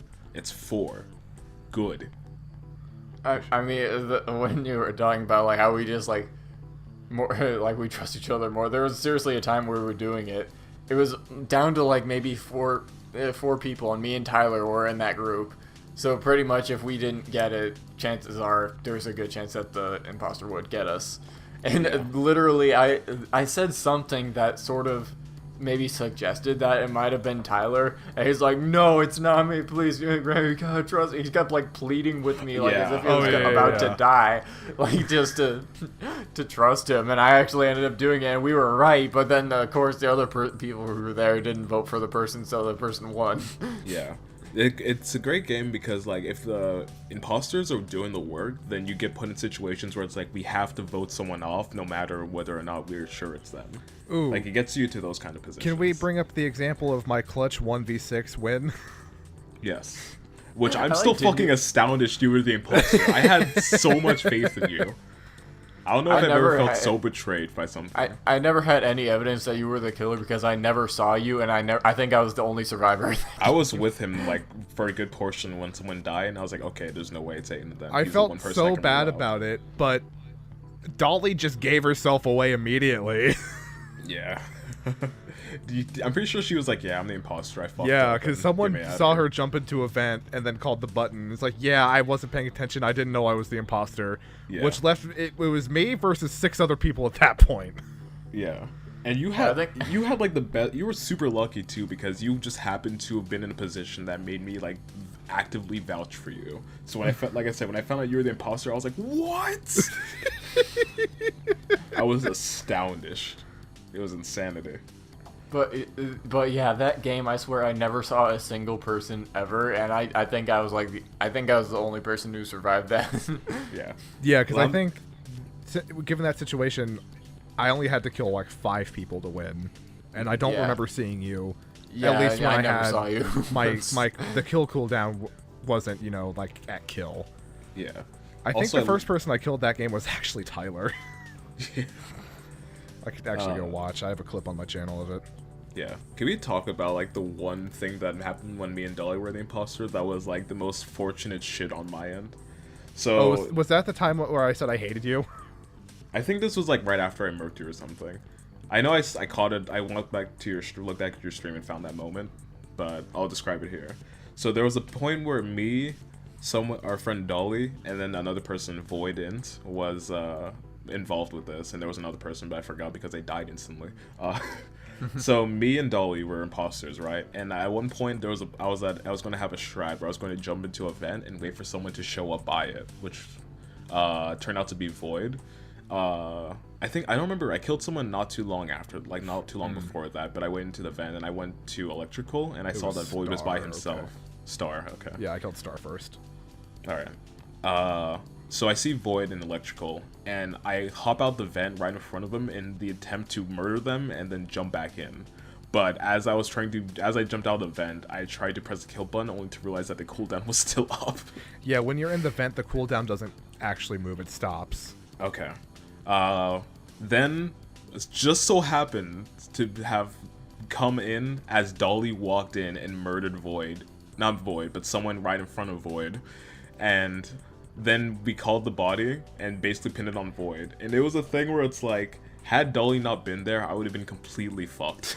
And the thing too is that Void was so like terrified at the fact that someone popped out of a vent behind him, and in front of him he watched as someone got murdered in front of his eyes. He was so terrified that he couldn't even defend himself. Oh yeah, I remember that was great. And I just played it off as like, yeah, me and Dolly were in electrical and we just watched as Void jumped out of the vent and murked this person. I walked back to, because I know you died and you were probably watching me around that time, and I was wanting to see like your reaction of that, and I just saw you dying of laughter as I was describing this, and it was just like, yes. It was one of those things where it's like when you're playing Smash where you fuck up but you get the kill, and it's like if it works then it's a strat. Yeah. Oh boy. But it's just a series of like, I feel like with the imposter, when you play as the imposter, the game's like infinitely more fun because then it becomes like, what's the best strategy here and how can I get away with this? Yeah, but then also bits. You'll end up with those streaks of, when we were playing that night for 4 hours, I think I got an imposter once. Same. And that game, every single time I was with someone, there was one other person, so I only got 1 kill and you did the rest of the heavy lifting. Yeah, I remember that. You got with that 1 kill, I was like, thank you. I don't want to be the one doing shit. It's because every single time I was about to kill someone else would walk in. Yeah. But it's a fun thing, especially when you're a crewmate too, though. Like, especially when you have those moments where you're like, this person's not going to kill me, and then they do. Which I think you did to me twice. Aiden, I'm pretty sure there were bits where I was just sitting in a room, and then you would just happen to walk up, and I'm like, kill him instantly. Get out of here. God. I don't know if you'll notice, but every kill... time I'm in a room alone with someone, I will leave the room. Yeah, I think every single I will kill, never spend time alone with someone. I'm pretty certain that like every single kill that I've gone on Aiden has been like the dirtiest shit, and I'm pretty sure every single time I have to be like, Aiden, I'm so sorry. And I hated you every time. And then the next round I would trust you and you would do it again. I think every time I've been imposter, I've won. The only time I've ever been imposter, I won. It's because you clutch too. It was a fucking great clutch. You got more clout than I do. So yeah, Among Us, as fun as it is to watch, as fun to play as it is to watch. It's a really fucking great stream game because like it's the perfect balance of like talking to yourself and like the audience if you have one, and and then talking to like your friends, which can be as calm as like 3 people or as a madhouse with 10 people. Yeah, I remember when we were setting up, like, beforehand, I was like, if I was not an art streamer, then I would totally be streaming this game right now. You should just have a balance of both. Yeah, just do both. I could. I mean, there are plenty of art streamers who do both. True. Because that would be a great game to just stream. Yeah. I'm just like I said, I'm just surprised that a game didn't get nearly as heated as I thought it was. Because I remember playing games with Secret Hitler. I played some like, games on the other server where it did get heated. Yeah. Like, very. Because I remember playing games with, like, Secret Hitler, where, like, it would get to the point where people were, like, yelling at each other. I remember, like, vividly, there was one bit where I was a fascist, and someone was not, and they handed me a kill. Yeah, someone gave me a liberal card and a fascist card, and I put it on the fascist card because I had to do that, because that's how I'm supposed to play. And then he looked at me with just, like, disgust. He was like, "You fucking fascist! I gave you one liberal and one liberal and one fascist, or I think it was like two liberal and one fascist. And you put down this, you're a goddamn traitor." And I was sitting there like, "What are you talking about? You gave me the two. Why are you pinning this on me?" And then we got into this massive argument. I expected stuff like that. It's not necessarily like saying that the game's bad or like it's not as good as Secret Hitler because of that. But I think the reason we didn't get into it in that session is because most of us that night had either no experience or little experience. It gets way more heated when you play with people who know what they're doing. Mm-hmm. Which is what happened in the other server I was playing on. Because at that point, I kind of knew what I was doing, and I was playing with other people that we had played with before, and some people we hadn't, and we all kind of knew what we were doing, and it turned into a shouting match really quick. Yeah. Plus, it's also the thing that when we were doing like the latter games, we had bits where like the discussion period and the voting period were really short, so we didn't even have time to get heated. Yeah, that's what happened. To be honest, I didn't like the rules that were set in the later games. Yeah, I like the rules, but if we had more time to discuss, then it would have been better. Because that's basically. I hated how small the visibility was for the crewmates. I thought that was a little so much. Annoying. Yeah, it was a little, but I was. You couldn't see a thing when the lights are out. There were times I couldn't see a body, and I would walk right past. I would be 2 inches away from it. Yeah, that kept happening. Where it's like, yeah, I walked past this body, I didn't even notice. I think specifically we were playing what people refer to as like the hardcore rules. I don't like those. Neither do I. Well, I like them to an extent, but not as much as the other people did. But it's okay. I mean, those are things that can get adjusted. So. Because all in all, it was still fun. Yeah. And I'm so sad about that last game that we had, though. What happened in the last one? Where I got someone accused me of being the imposter, and I got voted off, and I didn't even have time to defend myself. Oh yeah. So I was axed instantly. Yeah. All right, let's talk about other games though, because Among Us is great, and I'm sure we'll be seeing more of this. Who's next? Wasn't Among Us 2 a thing that got announced? Yeah. Okay. Yeah. They're working on it. I don't think it'll be out this year or next year, but they're working on it. They said they'll work on it. I was like, all right, cool. Which I think they're gonna up the player count to like 40. Ooh, that'd be insane. That'd be fucking insanity. Get the entire server. I think it was 40. I don't remember. It was some absurd number though. Let me Google it. All right. Among Us 2 player count. Nope, that's how many people are watching it on Twitch. Same thing. Yeah. Oh, so we're gonna have a 1.5 million lobby then? Yeah. All right. Oh, okay. They said the earliest would be August 2021. So not in the grand scheme of things, not too far away. Yeah. There's good. Early access. Blah blah blah blah. Doesn't say.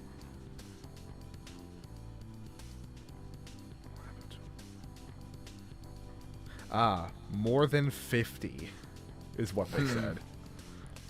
Among Us Battle Royale. I feel like that'd be a little too much. Yeah. Yeah. I think we'd still have to like be like, yeah, we're gonna need like. Because imagine 50 people arguing at once. It's hard to convince 10 people. I don't think Discord can handle that much noise. Yeah. We would probably crash the server. It'd be like when you join those Discords that are like open mics and there's like hundreds of people in it. There's a reason I don't go to those. It's fucking. I did once, and I made a video on it, and it was ear rape. Yeah, it's a terrifying experience. And it was for a TikTok video. What other games Anyway. we got to talk about? What?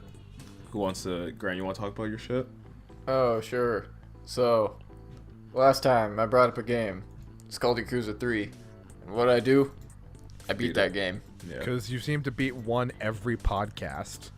Yeah, because I like them. Remember Do we you said do he nothing took- else? Maybe. Remember what we said? He saw a card that said Yakuza on it, then he threw the brakes off. He ripped it Yeah. off. He got in, he said, let's go. Floor it. So I played Yakuza 3.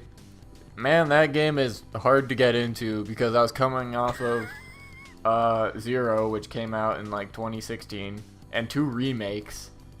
So, and 3 is just remastered. It's not like a full-on remake like the others. So, still plays just like it used to, just like it did originally. And I'll be honest, least favorite of the ones that I've played so far. That's fair. It's really weird. It took I was gonna say it took a weird direction. It's still really good. Not saying that like it was bad at all, but the gameplay is just kind of, it feels dated, kind of hard to get into. While it is still similar to the other ones, you can definitely tell that it hasn't aged as well as the others. It gets kind of weird because it doesn't have as much to do with the actual like Yakuza stuff as the other ones, even though that is, the name. But yeah, I don't want to say too much about it because it kind of spoils stuff that happens in the other ones. Ugh, But, yeah, please don't do that. I'm still playing through yeah. 0. I'm not sure you're actually playing it. Well, yeah. Nice. Well, on a little side note, how far are you? Have you played it since you streamed? A little bit. I'm not too far, though. Okay. I played maybe another half hour, and that was mostly just running. Okay. But yeah, it takes you to a new location, kind of. What? New location. I'll just say this now. Kamurocho, the city that you are in, at least you start in 0, that is the main place for the entire series. So get used to it. Okay, that's fine.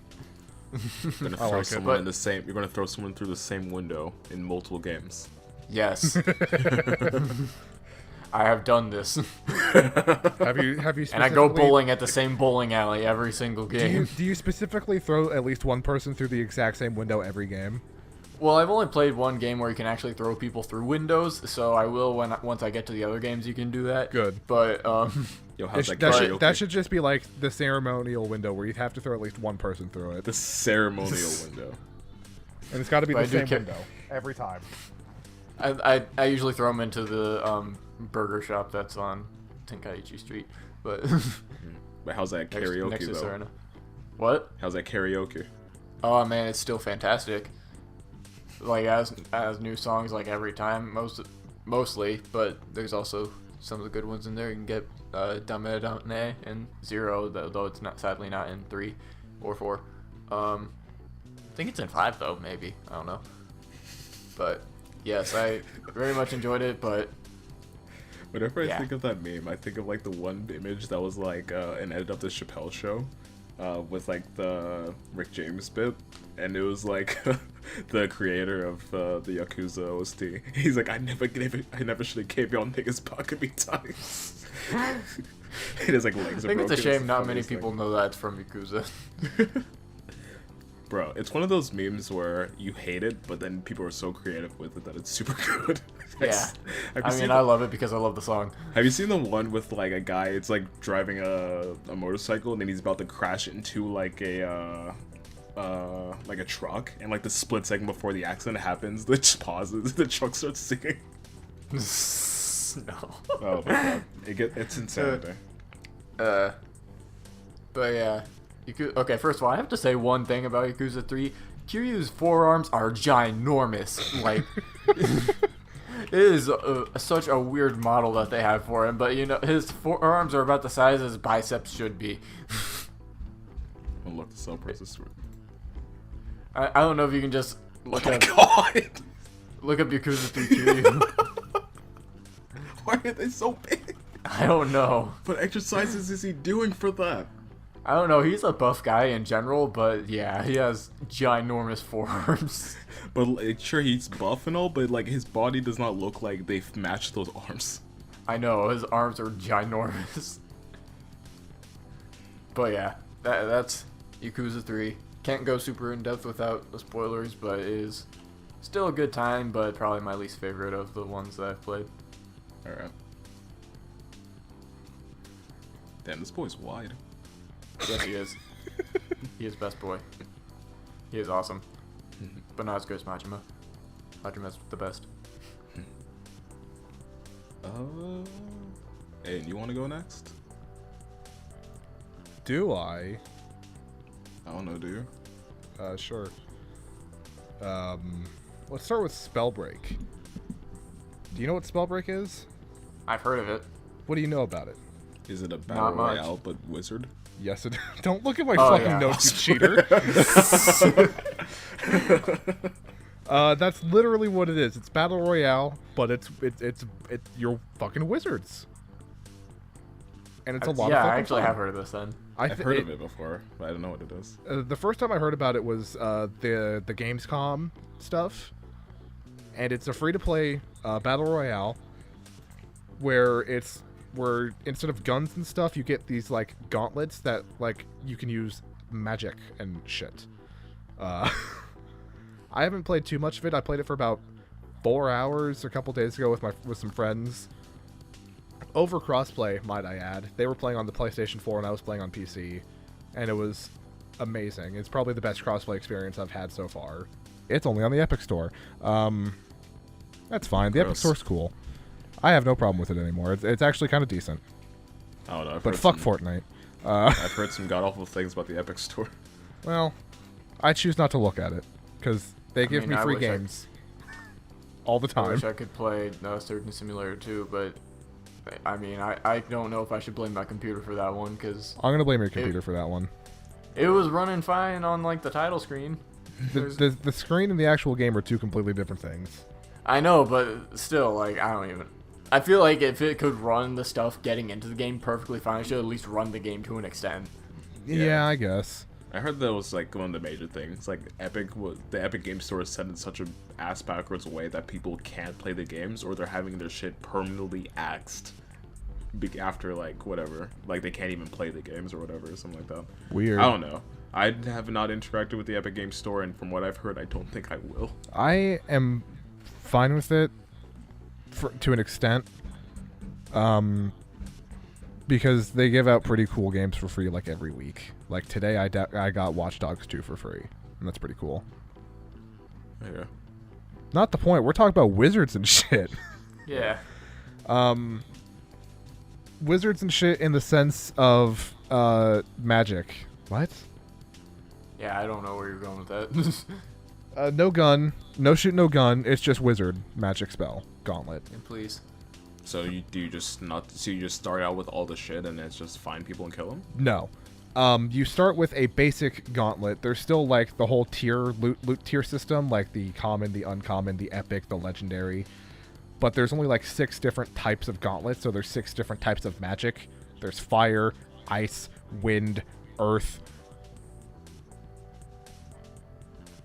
lightning, and poison. And you can have 2 gauntlets on at once, but you can only change your secondary one. And then if you use the different magics together, they can like do like different cool combos. Like if you have like a poison ball, but then shoot it with lightning, it explodes.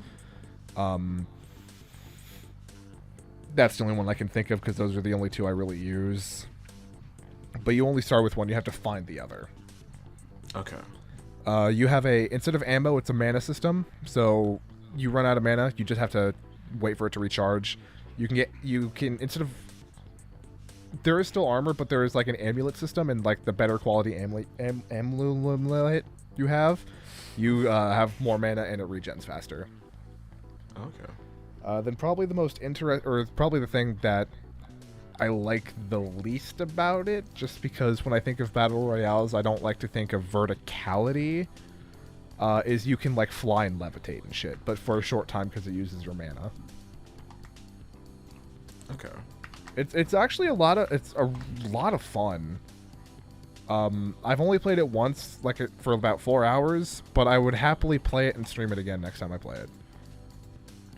And I honestly forgot it existed until I watched one of my friends stream it, and then I literally downloaded it and joined him midstream.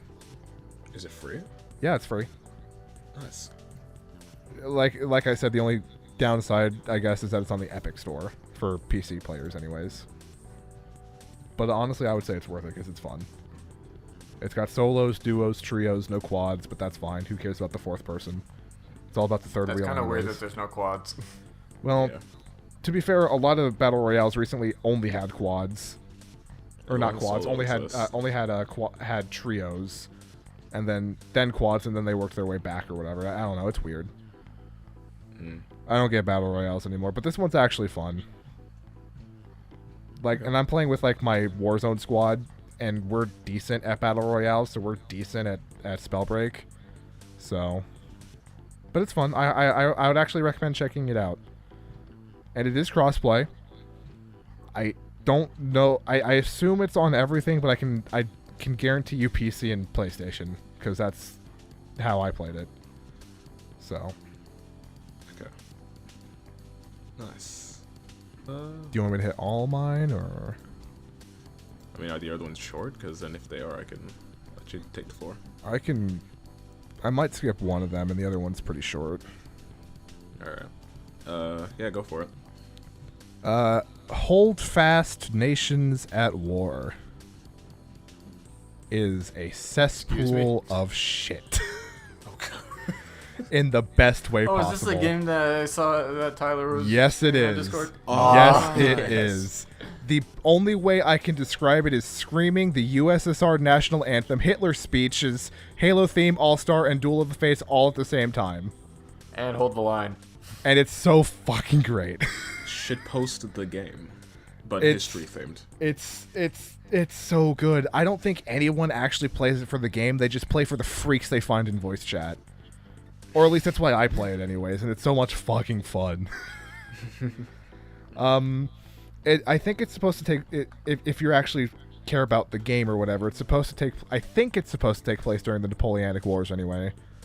And you got muskets and swords and cannons and naval combat. Although the naval combat was kind of weird, and I didn't really like it. And I didn't play it though. I just watched someone else play it. I watched Tyler play it. I played this game a lot with Tyler. But you'll run into freaks out there who just make monkey noises. When we were playing last, we fought alongside General Kenobi. And Hank Hill. And Hank Hill. I missed that. Hank Hill. I think Hank Hill was right before you showed up. It was great. It was great because I wasn't even playing at the time, I don't think, and Tyler was just standing there. And then out of nowhere, you just hear Hank Hill talking.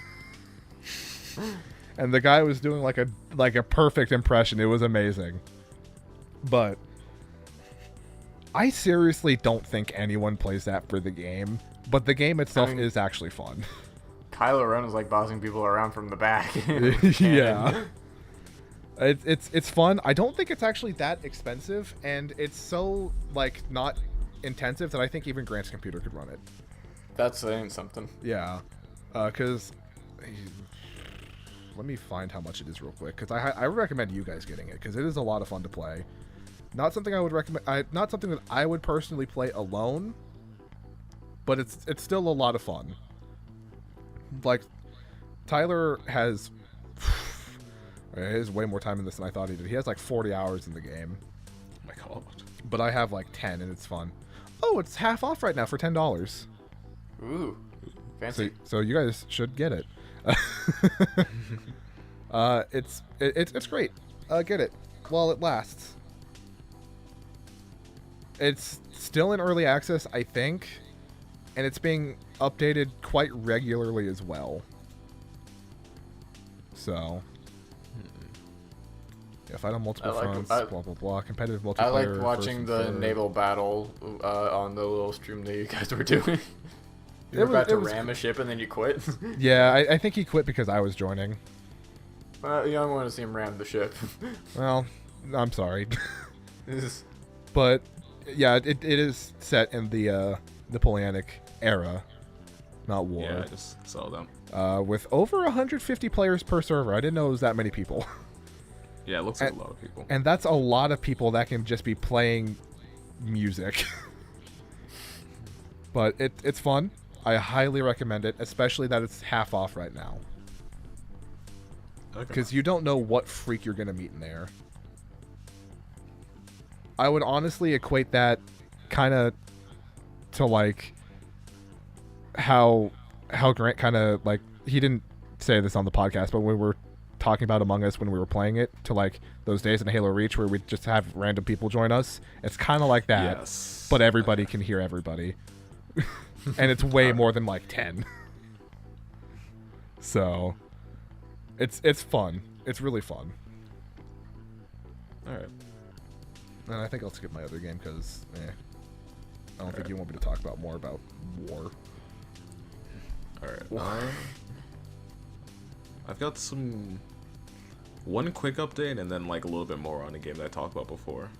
So I guess 2 updates, but one's fairly quick. So let's start with The Witch's House MV.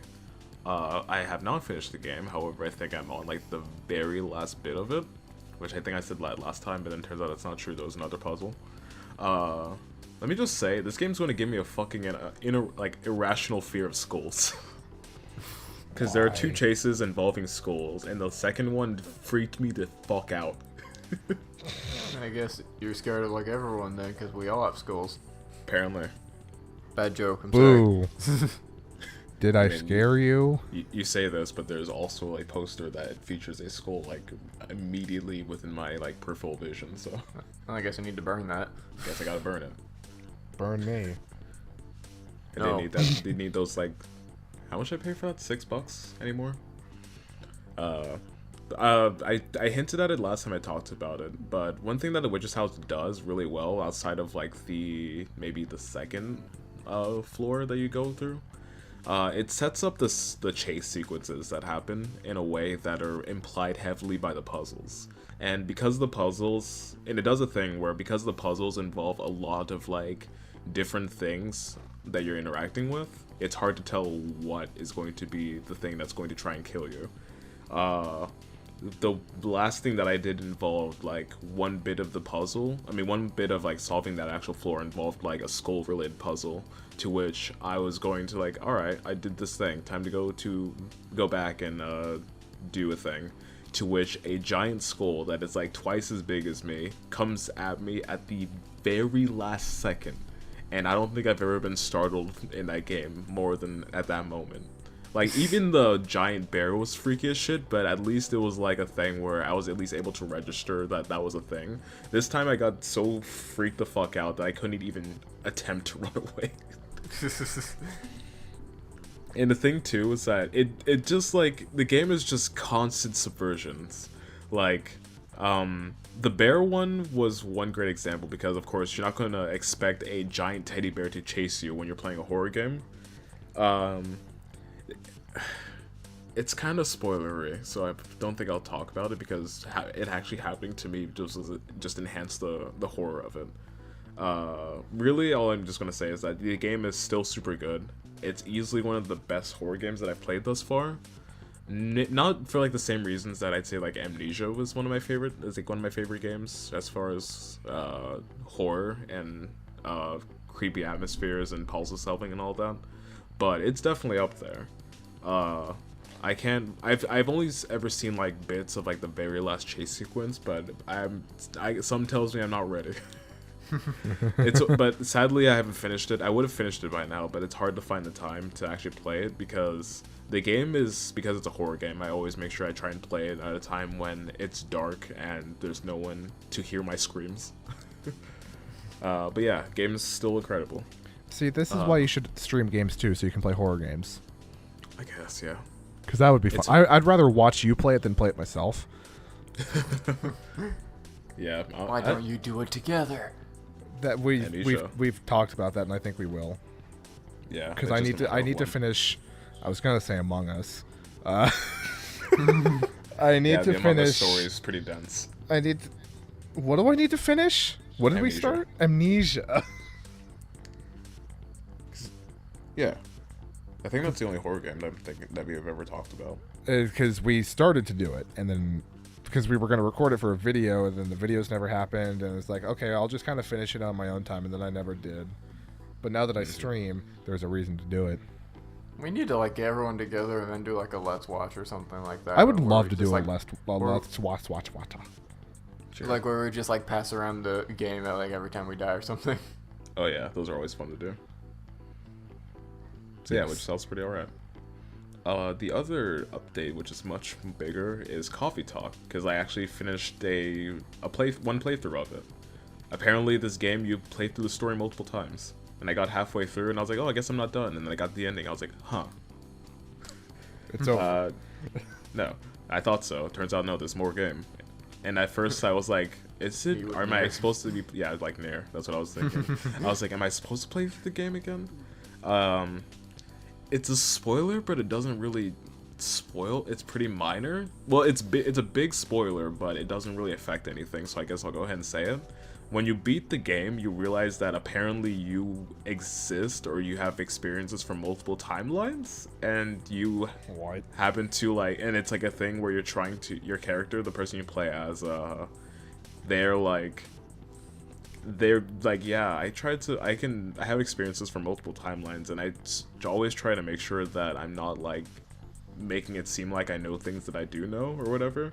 And I remember like when it told me that there was more game, I started the story again, but it started the exact same, and I was like, huh, is this what I'm supposed to be doing?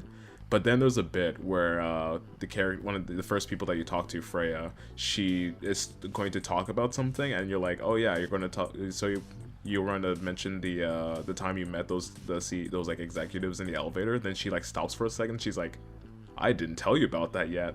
And I was like, yeah, we're doing this new playthrough. All right, we're good. That's actually really cool. I like that. Yeah. So I've only gotten just started with like the second playthrough, so I'm waiting to see what kind of new things happen. One thing that I forgot to mention before, which I am astounded that I forgot about, is the soundtrack of this game. So the entire game is all about sitting in a coffee shop and listening to all the stories of the people that happen to come into it. So what better genre of music to have as a soundtrack than lo-fi hip-hop? And that is the entire soundtrack, outside of like maybe one track for like a bit that happens towards like the latter half of the game, I want to say. By the way, I'm actually listening to the soundtrack right now as we're recording this podcast. It's pretty good. It's really great. I remember there was a track. Let me actually get the name of it really quick. I think it is, yeah, Moonbright, which is a track that I've actually heard before. Like when I came to like listening to lo-fi hip-hop, I was like, oh, that's from this game. And what the game does is that it's kind of, I want to say it's like Minecraft, where like it has like cues to change the songs, but what's actually no, that's not true. It has a thing where like the tracks will play at random times, but I think there will be cues in the game where it will actually change the track. So it's kind of like Minecraft in the sense that like you have people will have different associations with different tracks, but what those tracks actually are at any given moment is always going to be different, if that makes sense. I'm just surprised. Like it's one of those things where it's like, it's like a brilliant choice, but it's also like the simplest and most obvious choice. Outside of the music, what I want to talk about more is just the not necessarily the story, but the character interactions. So the game is about being the barista and the owner of this coffee shop and listening to all the stories about the people that come in. One thing that's super interesting that this game does that I wasn't necessarily expecting was the fact that like you basically as you play the game, you have this sort of, I want to say, archive of people. This list of people that, yeah, this genre of people. This sort of like I was thinking you just have a chamber that has tons of people kept in there. As the game progresses, like, you'll have like new people coming into the store, but then you'll have like a set amount of characters that you're actually going to be hearing the stories of. And one thing that it does is that each character, for the most part, has their own different stories and situations. Some are more emphasized than others. But you get to these moments where, like, characters who have nothing to do with someone else will actually have conversations with these people and get their input. And then you see as, like, you're not only watching, like, listening to the stories of these people, but you're also watching as people who have no connection to them are interacting with them and giving their input on the stories. One of the best examples was with the first story that you're introduced to, the one between an elf named Bailey and a succubus named Lua, and their relationship. They actually end up having like they end up taking a break from each other, and there's this guy named Hyde, who is a vampire, who has absolutely nothing to do with these two people, but he has a conversation with Lua that despite the fact that he says it in a way that is like, wow, you were such an asshole, he gives her like advice, let's call it, or more of like he talks about the things that Lua is trying to avoid talking about, and sort of like, how do I put it? He's sort of like telling her things that she doesn't want to hear, but there are things that she needs to hear. And it's interesting because it's the fact that he's just this random dude that just happened to be in the coffee shop at the same time with this person. And then he ends up being like someone who has such a major part in the story between these two people. Another example of this has to be, I want to say, actually, I don't think this is quite an example of this, but we do have a character who is like an astronaut, an alien or whatever that looks like an astronaut, and then we realize that he's like a person who has like this sort of solo narrative, and he has nothing to do with literally anyone, but then seeing as like you get the reactions of all these different people as he's trying to do his thing, which is oh boy. Let's axe this, and let me actually just spend a second to actually talk about this character, because Jesus Christ, is he fucking great. So at one point in the game, you're introduced to what looks like an astronaut who turns out to be an alien, and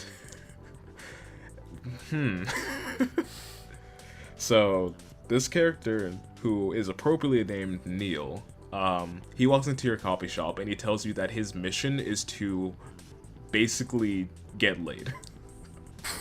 Nice. And let me just say, he's terrible at it. Because Nice. he has no idea. Okay, so he has no idea anything about like the cultural norms of, I guess I was gonna say humans, but not everyone's a human, so I'll say Earthlings.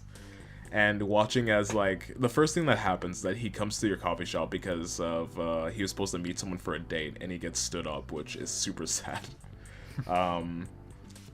And just kind of watching as all of these just watching as this I want to say mess of a person in a way just kind of has no idea what the fuck they're doing, and watching all these bits of like him just fucking up and not at all doing, like, getting close to achieving his mission. It's fucking incredible. And there's actually a bit in the game where so it turns out that like when you're playing the game, the mechanic of actually making people different drinks comes into play with the stories as well, to some extent. And one thing that happens with Neil is that you learn, the first thing you learn is that he has no sense of taste. And he was like, so you ask him like, hey, what do you want to order? He's like, anything is fine. It's not like we want to taste it anyways. So I was like, what if I just make the most abysmal drink ever and give it to him? So I made a drink that was a base of chocolate, a secondary ingredient in ginger, and then lemon as an additional thing. Lemon? And I made the drink, and I watched as like on screen it just shows a drink that is made of chocolate, ginger, and lemon, and I fucking died of laughter at this horrible, terrible thing I just made. To which I served it to him, and lo and behold, he was right. He doesn't have any sense of taste. Also, he drinks with his fingers, which is very weird.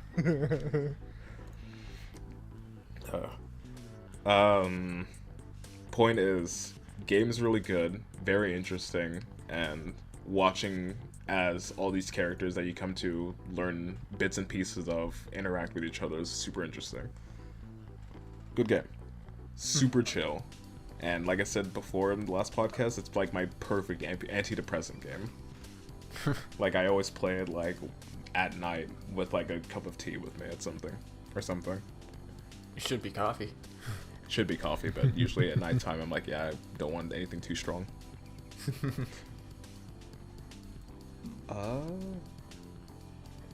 What else do we got for games? I have game. Alright. No. So I beat Yakuza 3, you know. Good time. Let me guess, you So also then I beat played- 4. I played Yakuza 4. What'd I do? You beat it. I beat it. Oh my god. Slow the fuck down. I thought we were doing a bit here. Jesus, guy. We're gonna talk Just so about you know, entirely I am different taking I'm taking a break after 4. I'm doing other stuff currently. Yeah. I'm a little burnt out after 5 games, so Huh, I wonder why. Yeah. Playing 5 of a series of games will do that to you, I'd imagine.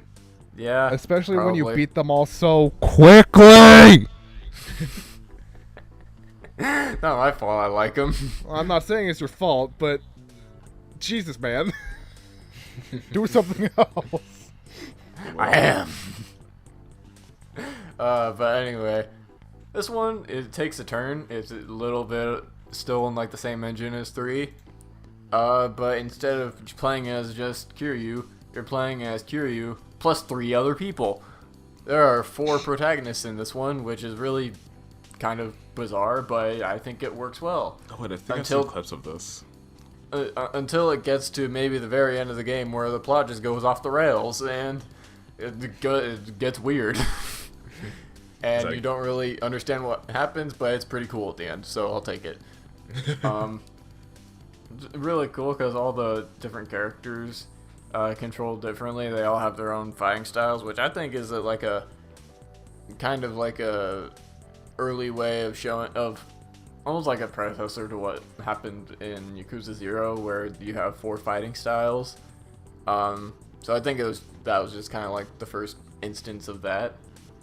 So you have, let's see if I can actually remember all the names. You have Akiyama, who focuses a lot on kicks. I found him to be like insanely fun to play. Because he's really fast and plays a lot like the other games, but also a little bit different at the same time. You have Saejima, who is just a brick wall of a man, who will pick up literally anyone, just slam him into the ground as he pleases.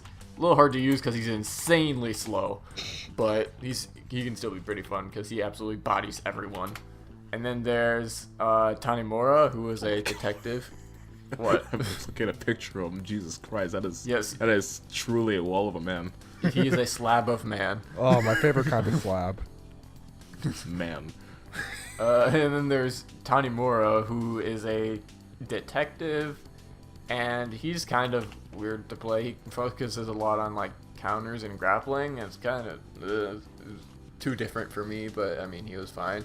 Then of course there's a good old Kazuma Kiryu using his classic fighting style that's in literally every single game, so everything's the same with him. But yeah, I mean, it still follows pretty much the same Yakuza crime drama that is typical in the games, but I have to say, this game has quite possibly the worst final boss I have ever faced in a game. Lord. In any game or like just Yakuza Yes, games? it's definitely up there for any game. No. So, Got this. I'll just kind of give you a rundown of what it is. You're fighting this guy who decides to bring in all these like people who were like almost like in SWAT uniforms, and that would be fine if you're just fighting him and like maybe a few of those guys. The problem is he brings in roughly a dozen of these people. Oh my god. Yeah, And look they at it. That's a all lot have of dudes. weapons, which almost always knock you down instantly, and these people fight at the speed of light. Oh no. So you are constantly getting stun locked and getting half of your health taken away, and the person that you're fighting is just standing back away from this group, just shooting you with a gun, which first of all is just broken in the series. Guns are just like insanely annoying because most of the time you get shot once, you fall over and you have to stand back up. And you have, not only do you have to beat this guy with these people, in order to actually finish the fight, you have to beat all of the people as well.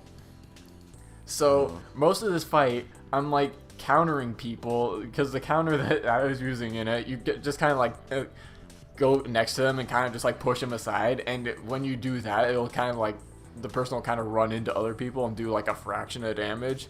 That is how I did most of the fight. Just spamming counter into other people.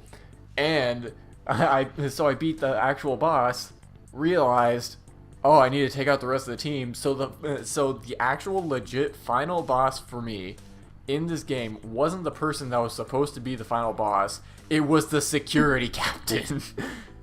Because I had to beat every single other person after I actually beat the real boss. Oh my god. It was so frustrating, and it ruined that game. Like, that fight single-handedly ruined the ending of that game for me. Other than that, it was actually really cool. It was a really good game. Okay. And if I were to give you a ranking of them, I would say 0 is on top for me, then Kiwami, 2, then I would say Kiwami and 4 are tied, and then 3. So, yeah. But that final boss is a mess. So what, then after that you've got 5 and then 6 is still to come out? Or is it 7 that's coming out? 7's coming out. I own 5. I actually I've already bought 6. I own a cool book edition of that. Because Nice. it's cheaper than the normal edition. Of course it was. And then I have Judgment to play, and then I have Like a Dragon. Alright. So yeah, Nice. there's still more to come in this series for me. Oh boy, I can't wait to listen to it. New one every podcast. Yeah. Or in this case, it might be all of them in the next one. Who knows? Possibly, maybe that's when I keep going on a streak. But I have heard that 5 is like insanely packed with content, so I might spend a lot more time on that one. Alright. At least one new one every podcast. How about that? At least. I might make a multiple, but Virgil might have gotten announced for a DMC5 Special Edition, but Grant is the true motivated one here. Man, I'm sad that the word motivation doesn't show up in Devil May Cry 5. I'm hoping that a ton. Why?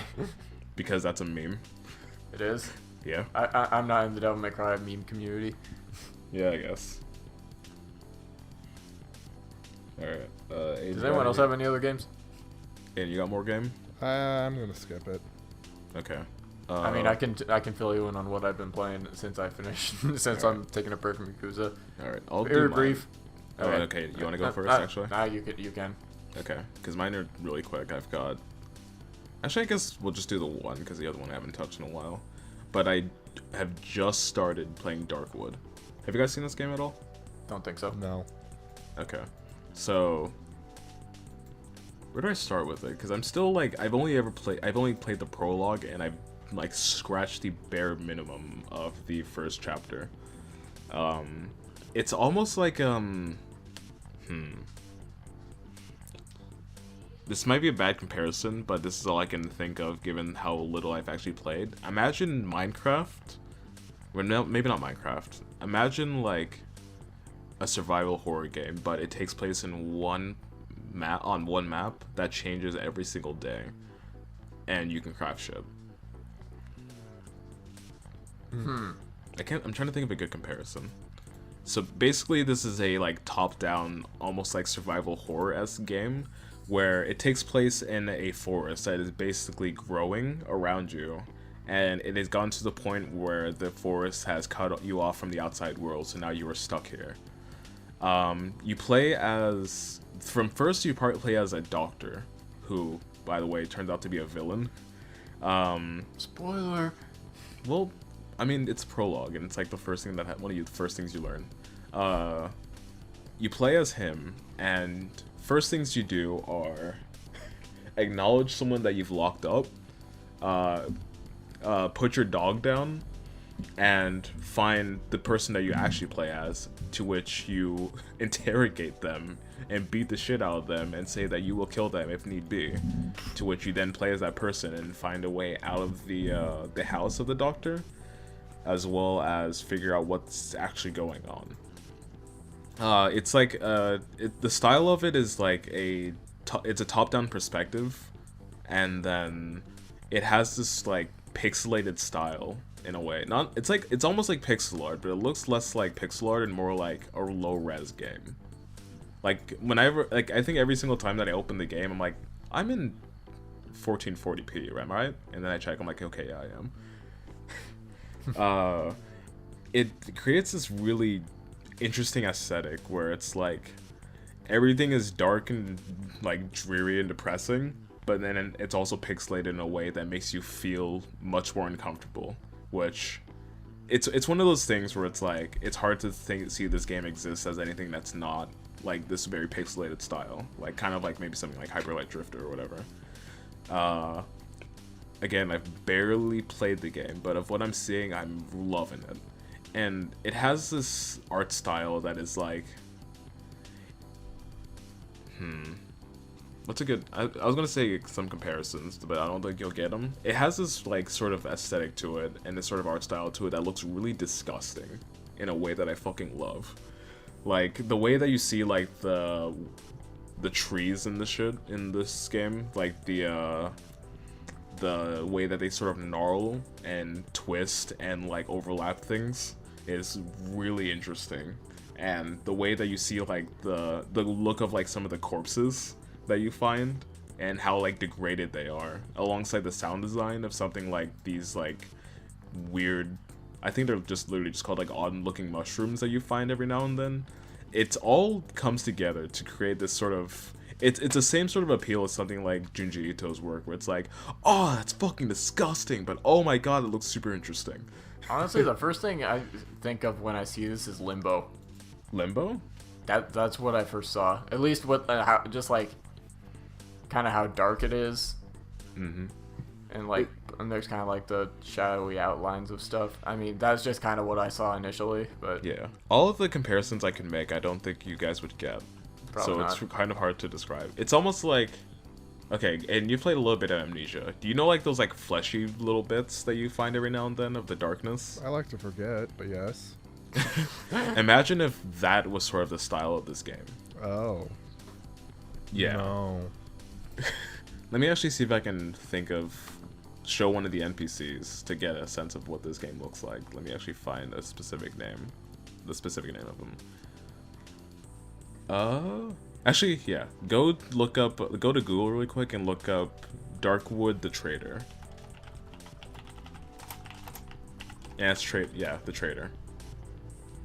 Oh. Okay.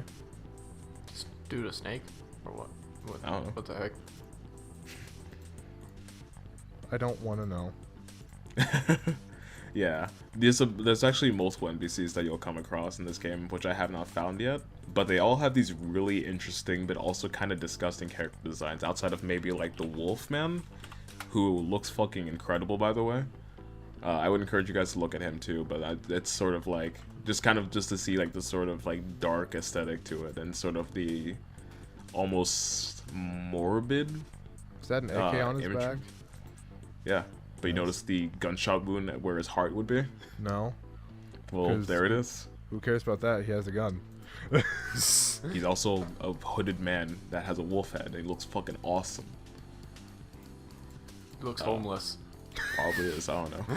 If he's so homeless, he should just take her home using that AK he has. Oh wait, I just realized of a better example. You guys look up the chicken lady, actually. The chicken lady? Yeah. I'm interested. I don't want to be, but I am. Oh. Okay. That's a more clear example of the sort of aesthetic that we're working with here. Right. She just owns chickens. Who's this guy? A musician? Yeah, that's a long nose. Yeah, the musician's also a good example. He's playing violin, but he's not using the bow. So yeah, Mushroom Granny. of what little I've experienced with this game, I'm liking it a lot, and I'm especially in love with that art style. I'm not. I think, I don't know if I know I talk about how I love horror, but one aesthetic that I love is like the idea of like human-esque, kind of like super like I don't want to say super disgusting things that look like gnarled and gross in ways that look incredibly interesting. That's the kind of art style that I'm really drawn towards because of like how little we see of this kind of media. And Darkwood seems like a game that's based entirely off of that. Yeah, Bloodborne's a really good example of what I'm talking about. That's literally everything in Bloodborne. Yeah. Fuck, I need to play Bloodborne at some point. You need to. Yeah. You would love it. But anyways, Darkwood honestly, this is reminding me of it, just like with how dark it is. Yeah. It's like it's just like dark and depressing and disgusting and what's another word I'm thinking? What's the other word I'm thinking of? Gross. British. Not gross. Not claustrophobic. Unsettling. There we go. British. Why British? I don't know. Teeth, man. So I don't really have much else to say though, outside of the fact that it's one of those games where like the second you open it up, you're like, okay, I'm into it. No. Yeah. Mostly just because like it's all aesthetics and atmosphere, and I'm just waiting to see more of it. It seems like one of those games that it's going to be like really grueling to play in a way that it only emphasizes and enhances the experience of it. So hopefully by the time I talk about it again on the podcast, it will be like up into, I want to say at least chapter 2, like getting there. So hopefully I'll have more to talk about it. Hopefully I'll like it as much as I am now. And that's all I got. Alright, you say we're gonna wrap it up then? I'll wrap it up Yeah. in my burrito. What Heyo. I can honestly go for a burrito right now. I'm very tired. I Nice. can't be. You can't? Oh, yeah, because you work late. Yeah. This would be my normal nap time. Alright, well, I guess with all of this being said, I guess we're done now. No, we're not. Yeah, we are. No, we're not. I think we are. We're going for another 4 hours, baby. I don't think so. Yes, we Shut your are. Stupid mouth. No, we're not. You should hurry right before it keeps going. Alright, so, the good people want to find you, Aiden. Where could they do that? Mm-hmm.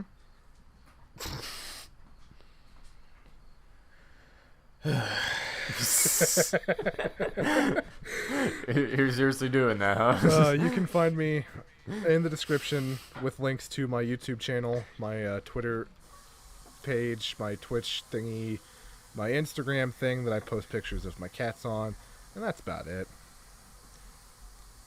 Alright, granted, the good people want to know where they can find you. I don't want to be found. But,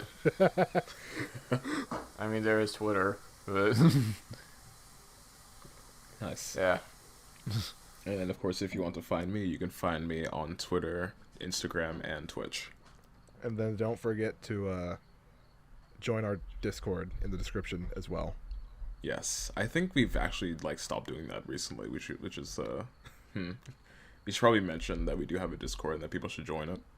And just I think we've because stopped doing that. just because we want people to join it, top of the description for the first 5 lines.